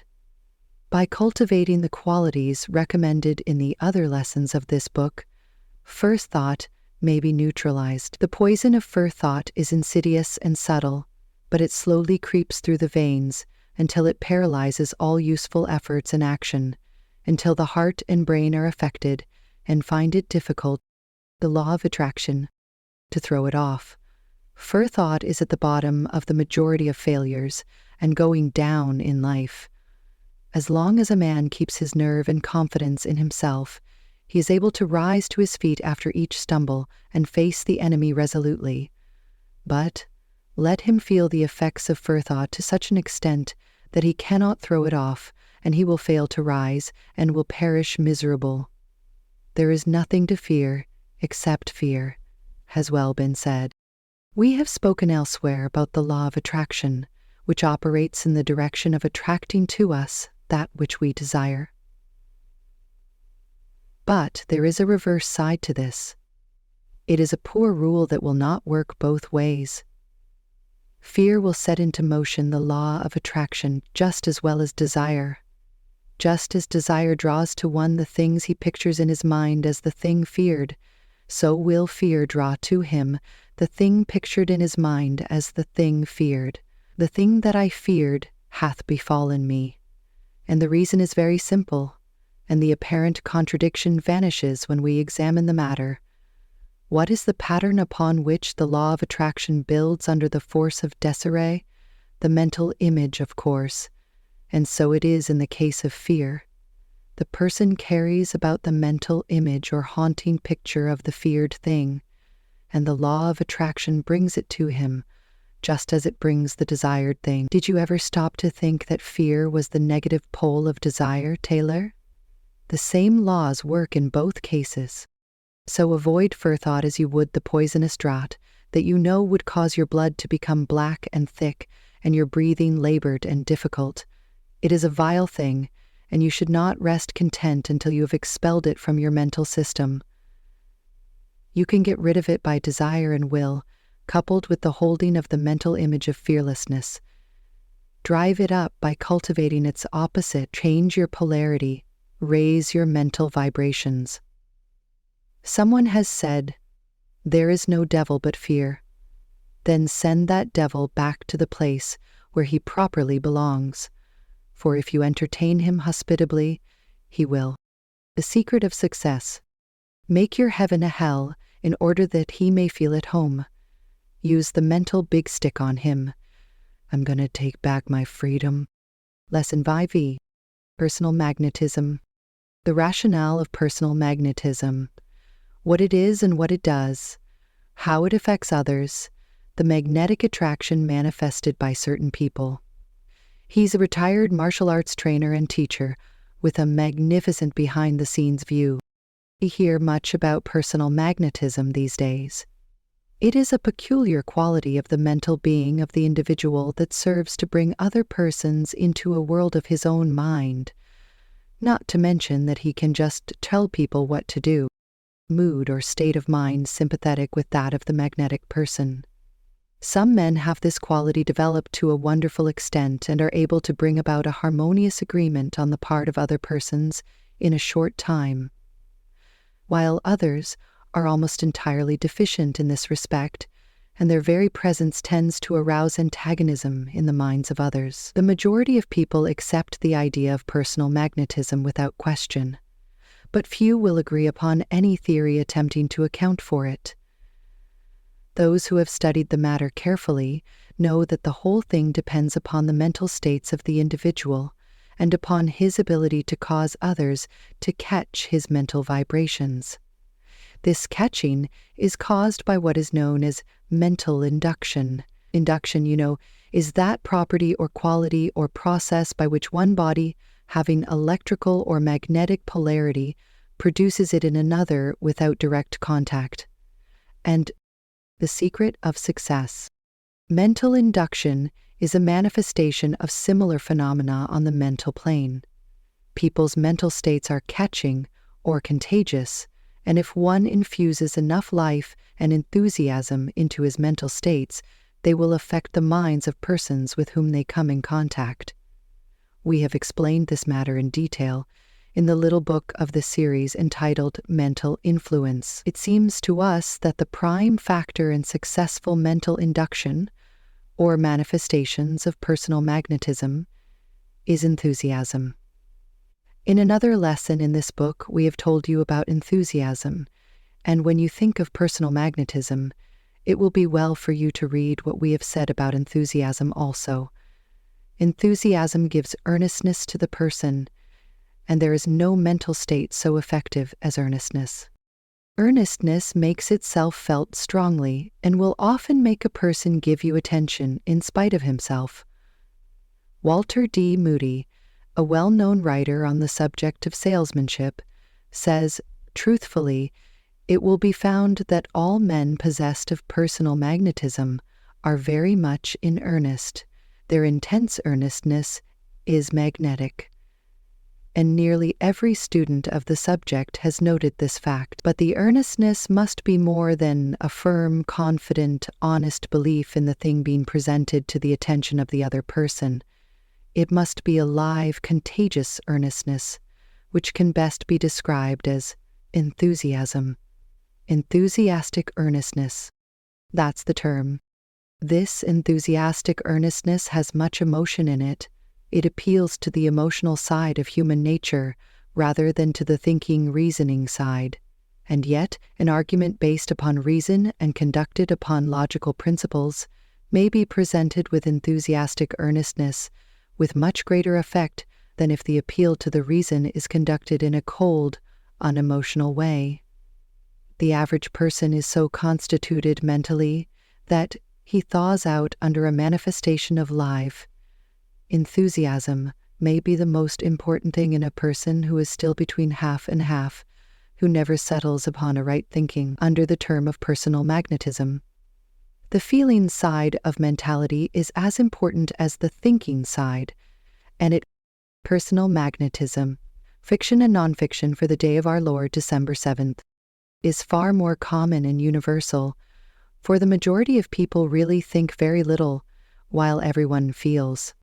A writer in the early 70s of the last century said, all of us emit a sphere, aura, or halo, impregnated with the very essence of ourselves. Sensitives know it, so do our dogs and other pets, so does a hungry lion or tiger, aye, even flies, snakes, and the insects, as we know to our cost. Some of us are magnetic, others not. Some of us are warm, attractive, love-inspiring, and friendship-making, while others are cold, intellectual, thoughtful, reasoning, but not magnetic. Let a learned man of the latter type address an audience, and it will soon tire of his intellectual discourse and will manifest symptoms of drowsiness. He talks at them, but not into them. He makes them think, not feel, which is most tiresome to the majority of persons, and few speakers succeed who attempt to merely make people think. They want to be made to feel. People will pay liberally to be made to feel or laugh, while they will begrudge a dime for instruction or talk that will make them think. Pitted against a learned man of the type mentioned above, let there be a half-educated, but very loving, ripe and mellow man, with but 9/10 of the logic and erudition of the first man, yet such a man carries along his crowd with perfect ease, and everybody is wide awake to fall upon liberty. The reasons are palpable and plain. It is heart against head, soul against logic, and is bound to win every time. If you will notice the man and woman who are considered the most magnetic, you will find that almost invariably they are people who have what is called soul about them. That is, they manifest and induce feeling or emotion. They manifest traits of character and nature similar to that manifested by actors and actresses. They throw out a part of themselves which seems to affect those coming in contact with them. Notice a non-magnetic actor, and you will see that although he may be letter perfect in his part and may have acquired billable hours, his sense of well-being may be lacking. I have known people to be correct. The secret of success, the proper mannerisms, gestures, and other technical parts of his art, still he lacks a certain something, and that something may be seen to be the ability to communicate feeling. Now, those who are in the secret know full well that many of the successful actors who seem to burn with passion, feeling, and emotion on the stage really feel but little of these qualities while acting. They are like phonographs, giving off sounds that have been registered in them, but if you will investigate still further, you will see that in studying their parts and practicing the same privately, these people induced a stimulated emotion, such as the part called for, and held it firmly in their minds, accompanying it with the appropriate gestures, etc., until it became firmly set there, impressed upon the tablets of the mentality, as the record of a phonograph is likewise impressed upon the wax. Then, when afterward they played the part, the outward semblance of the feelings, with emotions, gestures, emphasis, etc., reproduced itself and impressed the audience. It is said that if an actor allows himself to be actually carried away with his part, so that he feels the same keenly, the result will not be advantageous, for he is overcome with the feeling, and his effect is upon himself rather than upon his audience. The best result is said to be obtained when one has first experienced and felt the emotion, and then afterward reproduces it in the manner above stated, without allowing it to control him. We mention the above facts for the use of those who do not naturally possess the faculty or quality of personal magnetism to the required degree. Such people will find it to their advantage to endeavor to work up the desired feeling of enthusiastic earnestness in private, fixing the mental impression by frequent private rehearsals and practice until it becomes registered in their habit mind to be reproduced upon occasions when needed. Be a good actor, that is the advice in such cases, and remember this, that frequent practice and private rehearsal makes the good actor. It is a far better thing to be able to induce feeling and enthusiasm in this way, rather than be lacking of it. Personal magnetism, on the one hand, or to be an emotional inebriate on the other hand. One may be rationally, enthusiastically earnest, without being filled full of slushy gush or maudlin emotionalism. We think that the careful student will see just what is meant here and will not misunderstand us. And remember that through this repeated acting, the desired quality will often become real and natural. The secret of success. Lesson 1. Find gratitude in the fallen earth. Attractive personality. How to acquire an attractive personality. The charm of personality. The quality of self-respect, confidence, and mastery. What it does for one, and develops its personal qualities and traits that make for success, and how to acquire them.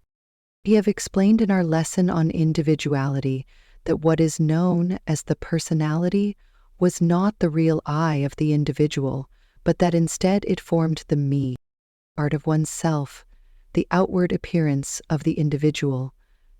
As we have told you, the word personality really means the mask aspect of the individual, the outward appearance of the part in the great drama of life that he is playing. And just as the actor may change his mask and costume, so may the individual change, alter, and replace his personality by other features found desirable. But nevertheless, while the personality is not the real I, it plays an important part in the drama of life, particularly as the audience pays more attention to the personality, as a rule, than it does to the real individual behind the mask. And so it is proper that every individual should cultivate and acquire a personality that will prove attractive to his audience and render him acceptable to them. Now, we are not preaching deception. The secret of success. We regard individuality as the real self and believe that one should build himself up to his highest and best according to the laws of individual unfoldment. But, nevertheless, so long as one must wear a personality about him as he goes through life, we believe that it is not only to his advantage, but is also his duty to make that personality as pleasing and attractive as he is able to. You know that no matter how good, intelligent, and high-minded a man may be, if he wears the mask of an unattractive and unpleasant personality, he is placed at a disadvantage and drives away people whom he might benefit and who would be glad to love him if they could see behind his unattractive mask. Nor are we speaking of one's personal physical appearance when we speak of unattractive and attractive masks. While one's physical appearance goes a good way in some cases, there is a charm of personality that far transcends that fleeting appearance. There are many persons having beautiful faces and forms whose personality is far from charming and who repel rather than attract. And there are others whose faces are homely and whose forms are far from shapely, who have, nevertheless, that winning way about them that attracts others to them. There are people whom we are always glad to see, and whose charm of manner makes us forget that they are not beautiful. In fact, even their homely faces seem to become transfigured when we are in their presence. That is what we meant by personality, in the same way in which we are now using it. It bears a very close relationship to personal magnetism, of which we spoke of in our preceding lesson. One of the first things that should be cultivated by those wishing to develop the charm of personality is a mental atmosphere of cheerfulness. There is nothing so invigorating as the presence of a cheerful person, nothing so dispiriting as one of those human wet blankets that cast a chill over everyone and everything with whom they come in contact.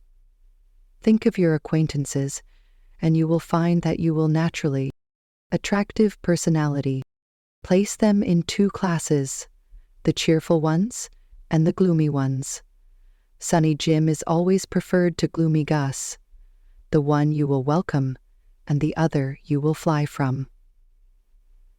The Japanese understand this law of personality, and one of the first things that they teach their children is to preserve a cheerful, sunny exterior, no matter if their hearts are breaking. With them, it is considered one of the most flagrant offenses against good form to carry their sorrows, grief, and pain into the presence of others. They reserve that side of their life for the privacy of their own chamber. To the outside world, they present always a happy, sunny smile. And in this, they are wise, for a number of reasons. 1. That they may induce a more buoyant and positive state of mind in themselves. 2. That they may attract cheerful persons and things to them by the law of attraction. And 3. That they may present an attractive personality to others, and thereby be welcome and congenial associates and participants in the work of life. There is little welcome or help for the gloomy Gus tribe in everyday business life. They are avoided as a pestilence. Everyone has troubles enough of his own without those of other people added thereto. Remember the old lines. The simplicity will set you free, but the complication will tear you down. Laugh and the world laughs with you. Weep and you weep alone. For this sad old earth is in need of mirth and has troubles enough of its own. So cultivate the smile that won't come off. It is a valuable asset of personality, not the silly, idiotic grin, but the smile that means something, the real thing. And such a smile comes from within and is more than skin deep. If you want a verbal pattern upon which to model the mental state that will produce this outward appearance of personality, here it is. bright, cheerful, and happy. Frame it and hang it in a prominent place in your mental art gallery. Commit it to memory and visualize it so that you may be able to see it before you like and illuminate it. The secret of success. Electric sign. Bright, cheerful, and happy. Then endeavor to materialize the idea into reality within your mind. Think it out, act it out, and it will become real to you. Then will you have something worthwhile in the shape of personality. This may seem simple and childish to you, but if you will work it out into actuality, it will be worth thousands of dollars to you, no matter what walk of life you may be in. Another valuable bit of personality is that of self-respect. If you have real self-respect, it will manifest itself in your outward demeanor and appearance.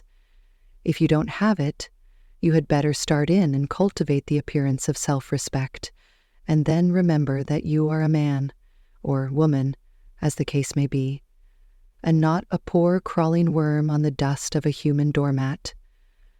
Face the world firmly and fearlessly, keeping your eyes well to the front. Hold up your head. There is nothing like a stiff backbone and a raised head for meeting the world. The man with bent head seems to apologize for living and being on the earth, and the world is apt to take such at their own valuation. An erect head enables one to walk past the dragons at the door of success, but until you can find a better one, practice it at the point of decrepitude. A writer gives the following good advice on this subject. Hold your earlobes directly over your shoulders so that a plumb line hung from the ears describes the line of your body. Be sure also not to carry the head either to the right or left, but vertical. Many men make the mistake, especially while waiting for a customer to finish some important piece of business, of leaning the head to the right or left. This indicates weakness. A study of men discloses the fact that the strong men never tilt the head. Their heads sit perfectly straight on strong necks, their shoulders, held easily yet firmly, in position, are inspiring in their strength, indicating poise. Every line of the body, in other words, denotes the thought of the bearer. The value of this advice lies not only in the fact that it gives to you the appearance of self-respect, no trifling matter, by the way, but also that it tends to cultivate a corresponding mental state within you. For just as thought takes form in action, so attractive personality do mental states. It is a rule that works both ways. So think self-respect and act self-respect. Let the I am within you manifest itself. Don't crawl. Don't cringe. Don't grovel. But do be a real human being. Another bit of personality worth cultivating is the art of taking an interest in others. Many people go through the world so wrapped up in their own affairs that they convey the impression of being apart and aloof from others with whom they come in contact. This mental state manifests in a most unpleasant form of personality. Such people are not only regarded as cold and lacking heart and soul, but they also give others the impression of selfishness and hardness, and the public is apt to let such a person alone, to leave him to his own selfish moods and mental states. Such a one never becomes popular, never becomes a good mixer among men. Taking an interest in others is an art that well repays the student of success to cultivate it. Of course, one must always keep the main chance before him and not allow his own interests to suffer by reason of his interest in others. That goes without saying, for unreasonable altruism is just as one-sided as undue selfishness. But there is a middle course. You will find something of interest in every person with whom you come in contact, and if you will but turn your attention to that interest, it will manifest itself in such a way that the person will be conscious of it, will appreciate it, and will be glad to respond by taking an interest in you.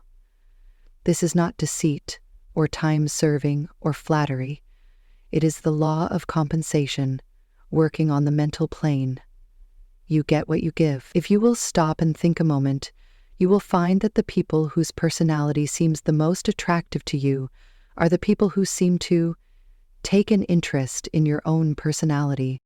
This taking an interest in others manifests itself in many ways, one of which is in making you a good listener. Now, we do not mean that you should allow yourself to be made a dumping ground for all the talk of all the people with whom you come. The secret of success. In contact. If you do this, you will have time for nothing else. You must use ordinary judgment and tact in regulating the time you give to others, depending upon the person and the particular circumstances of the case. What we do mean is that while you're listening, you should listen well. There is no subtler compliment that one person can pay to another than listening well to him or her. To listen well is to listen with interest, and that is something that cannot be very well taught in a book. Perhaps the best way to express the idea is to say, listen as you would be listened unto. The golden rule may be applied to many things and ideas with benefit and good results. The man who listens well is well thought of by those to whom he listens. In this connection, we are always reminded of the old story of Carlyle, who, as everyone knows, was reputed to be a crusty, crabby old chap, prone to sarcastic remarks and brusque treatment of those with whom he engaged in conversation. The tale goes that one day a man called upon Carlyle, and the man understood the art of listening well. He so turned the conversations as to get Carlyle started on a subject dear to his heart, and then he kept quiet and listened well. Carlyle talked a straight streak for several hours, and grew quite enthusiastic over his topic. When at last the visitor arose to depart, he was forced to actually tear himself away from Carlyle, who, following him to the door, manifested unusual enthusiasm and good spirits, and, bidding him good-bye, said warmly, "Come again, Mond. Come again and often. You have a wonderfully bright mind, and I've enjoyed your conversationalist. Be careful not to bore people with your personal experiences. Better forget your personal self in talking to others, except when it is right, to the point to bring yourself in. People do not want to hear what a wonderful fellow you are. They want to tell you what wonderful people they are, which is very much more pleasant to them. Don't retail your woes, nor recite your many points of excellence. Don't tell what a wonderful baby, attractive personality you have. The other people have babies of their own to think about. You must endeavor to talk about things of interest to the other person if he wants to do the talking himself. Forget yourself and take an interest in the other person. Some of the best retail merchants impress upon their salespeople the advantage of cultivating the mental attitude and personality that you will give the customer the impression that you are on his side of the counter. That is, that you are taking a personal interest in his being well served, suited, well treated, and satisfied. The salesman who is able to create that impression is well advanced on the road to success in his particular line. This is a difficult thing to describe, but a little observation and thought and practice along the lines laid down in the preceding lessons will do much for you in this direction. A recent writer truthfully says on this subject, "Suppose, for instance, you are in trade or a profession and wish to increase your business. It will not do, when you sell goods or services, to make the matter a merely perfunctory transaction, taking the customer's money, giving him good value, and letting him go away feeling that you have no interest in the matter beyond giving him a fair deal and profiting thereby. Unless he feels that you have a personal interest in him and his needs, and that you are honestly desirous to increase his welfare, you have made a failure and are losing ground. When you can make every customer feel that you are really trying to advance his interests as well as you own, your business will grow. It is not necessary to give premiums, or heavier weights, or better values than others give to accomplish this. It is done by putting life and interest into every transaction, however small, This writer has stated the idea clearly, forcibly, and truthfully, and you will do well to heed his advice and to put it into actual practice. Another important point in personality is self-control, particularly in the matter of keeping your temper. Anger is a mark of weakness, not of strength. The man who loses his temper immediately places himself at a disadvantage. The secret of success. You remember the old saying, "Those whom the gods would destroy, they first make angry." Under the influence of anger, a man does all sorts of foolish things that he afterwards regrets. He throws judgment, experience, and caution to the winds and acts like a crazy man. In fact, anger is a sort of madness, a phase of insanity. If you doubt this, look carefully at the face of the first angry man you meet and see how irrational he looks and acts. It is a well-known fact that if one keeps cool while his opponent is angry, he has decidedly the best of the matter, for he is a sane man dealing with an irrational one. It is the better policy to allow the other fellow to stew in his own fat of anger, keeping cool yourself at the same time. It is a comparatively easy matter to cool down an angry man without becoming angry with you, and as it takes two to make a quarrel, the matter is soon over. You will find that a control of the outward expression will give you control of your inner mental state.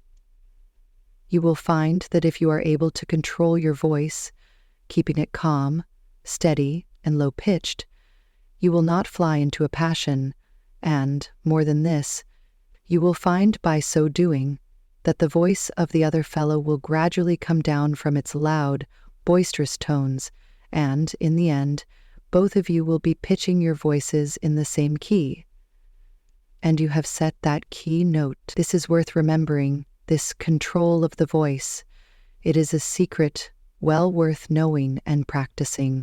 While we are on the subject of voice, we would like to call your attention to a further control of voice, or rather, a cultivation of voice. A man having a well-controlled, even pleasant voice has an advantage over others having equal abilities in other directions, but lacking that one quality. The value of a vibrant, resonant, soft, and flexible voice is great. If you have such a voice, you are blessed. If you lack it, why start to work and cultivate it? Oh yes, you can. Did you ever hear of Nathan Shepard, the well-known public speaker? Aye. Then listen to these words of his, telling of his natural disadvantages of voice and how he overcame them and became a great speaker. He says, "When I made up my mind to attractive personality, devote my mind and body to public speaking, I was told by my teachers and governors that I would certainly fail, that my articulation was a failure, and it was that my organs of speech were inadequate, and they were, and that if I would screw up my little mouth, it could be put into my mother's thimble. And it could. Stinging words these certainly were, and cruel ones. I shall never forget them. Possibly, however, they stung me into a persistency that I would have never known but for these words. At all events, that is the philosophy of the self-made world of mankind. I may not have accomplished much. I do not claim to have accomplished much. It is something I have made a living out of, my art for 20 years, and that I do claim to have done, in spite of every obstacle and every discouragement, by turning my will upon my voice and vocal organs, by cultivating my elocutionary instincts and my ear for the cadences of rhetoric, by knowing what I and my voice and my feelings were about, by making the most of myself." After these words, anything that we might add regarding the possibility of acquiring a good voice by will, practice, and desire would be superfluous. Pick out the kind of voice that you think best adapted to your work, and then cultivate it by practice, determination, and desire. If Mr. Shepard could become a famous public speaker with such obstacles as these, then for you to say, "But I can't," is to stamp you as a weakling.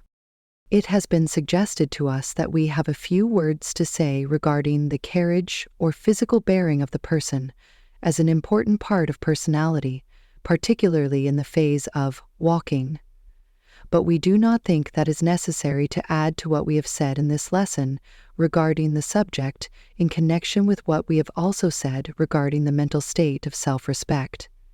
The main thing is to cultivate the mental state of self-respect, and the rest will follow as a natural consequence. Thought takes form in action, and the man who has self-respect embedded in his mind will surely so carry and demean him that he will give evidence of his mental state in his every. The secret of success. Physical action, gesture, carriage, and motion. He must have it within as well as without. One must pay attention to the exterior aspect, of course, particularly in the matter of dress. One should cultivate cleanliness and neatness of both body and clothing. To be well dressed does not mean to me showily clad. In fact, the person who is best dressed is inconspicuously dressed. Cultivate a quiet, refined taste, expressed in quality rather than in showiness, and above all, be clean. In conclusion, let us impress upon you again and again that that which we call personality is but the outer mask of the individual within. The mask may be changed by an effort of the will, aided by an intelligent discrimination.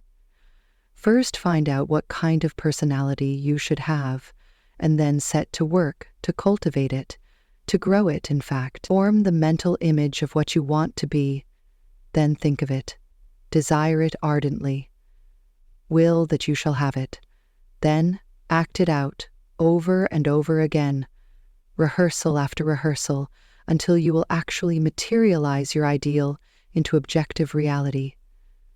Make a good mental pattern or mold, and then pour in your mental material steadily and slowly. From the mold will come forth the character and personality that you desire and need. Then polish up this newborn personality until it becomes radiant with the brightness of culture. You can be what you want to be, if you only want to hard enough. Desire is the mother of the actuality. Remember once more the old rule: earnest desire, confident expectation, firm resolve. These are the three things that lead to accomplishment. And now that we have given you this little secret of success, use it. It is up to you to make good. We have pressed the button. You must do the rest. The 3 ways to transform yourself are simple and easy. And afterward, now Dolan home. No apology is needed for writing this, since we share the values and opinions of the writers. And reading the foregoing pages after they have been set up in type, we are impressed with the idea that in spite of our determination, as expressed in the first few pages, not to attempt to lay down a code of rules or a course of conduct which should be considered as an infallible guide to success. In spite of our vowed determination not to pose as a teacher or preacher, we have nevertheless managed to do considerable in the direction of laying down the law, so far as incest concerned, naming of things to be done or avoided. However, we feel that the advice given is good, and that the various examples quoted are calculated to arouse within the mind of the reader the spirit that leads to success. And with this thought, we send forth these pages to those who may attract them to themselves, or who may be attracted to them, under the law of attraction. But we feel that we shall not have completed our task unless we once more remind the reader that success is not to be gained by a blind and slavish following of anyone's rules or advice, our own, any more than any other person's. There is no royal road to success, no patent process by which the unsuccessful are to be magically transformed into captains of industry or magnates of Wall Street. There is nothing more. The secret of success. Amusing or pitiful, according to how one views it, than the bulk of success talk given to the public by self-appointed teachers and preachers. There is no one who can, in a few pages, point out to seekers after success an infallible method whereby each and every one may attain the success and attainment that their hearts crave. It is a cold, hard truth that each and every man must work out his own salvation in the matter of success. Rules and advice may greatly assist, and they undoubtedly do, but the individual must accomplish the real work. He must carve out his own destiny, and there is no power above or below that will do the work for him if he refuses to perform it himself. The old saying that God helps him who helps himself is true in more senses than one. It is true in the sense that the higher aid seems to refuse to come to the assistance of one who is not willing to strike out for him and do his best, but it is true in another sense. This aid does come to one who will throw heart and soul into the task set before him, and who will do each day's work the best he knows how, with hope in his soul and a confident expectation of better things right ahead, around the turn of the road. The wise man is the one who takes courageously the step right ahead of him, planting his foot firmly and confidently upon it, although he is unable to see further ahead. To such, a one step after step is illuminated as he proceeds, and he reaches his goal, whereas the shrinking ones, who have feared to take the obvious step because they could not see beyond it, are still waiting for something to turn up. This waiting business is a poor policy. As Garfield said, "Don't wait for something to turn up. Go out and turn something up." Take the step before you boldly and hopefully, and the next step will then appear. The thing to do is that which lies right before you to be done. Do it the best you know how, feeling assured that in its doing you will be making progress toward the better things for which your heart has been longing. New ideas come while you are in action. In the doing of things comes attractive personality, inspiration for the doing of greater things. You can always get a better running start when in action, which will give you an advantage over the best standing start imaginable. Get into action and motion. In this little work, we have endeavored to call your attention to something of far greater importance than a mere code of rules and general advice.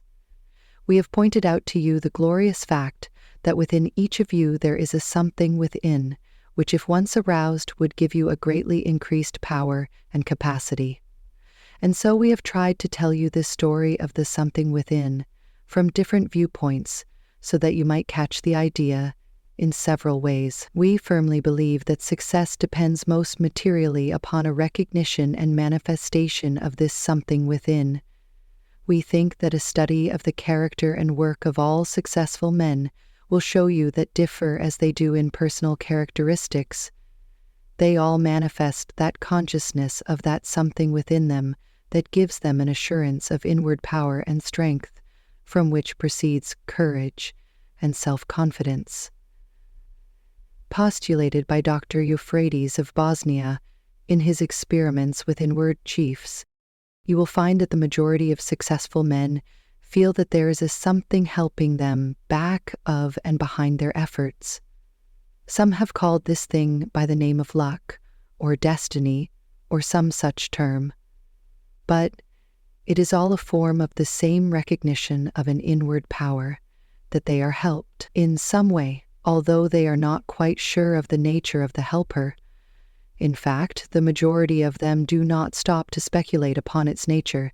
They are too busy and are content with the knowledge that it is there. This something within is the individual, the I in each of them, the source of the power which men manifest when they express it. And this little book is written in the hopes that, to many, it may be the first step toward the recognition, unfoldment, and manifestation of this inward power. We earnestly urge upon you to cultivate this I am consciousness, that you may realize the power within you, and then there will come naturally to you the correlated diajiki, The secret of success. Consciousness, which expresses itself in the statement, I can and I will, one of the grandest affirmations of power that man can make. This I can and I will consciousness is that expression of the something within, which we trust that you will realize and manifest. We feel that behind all the advice that we can give you, this one thing is the prime factor in the secret of success.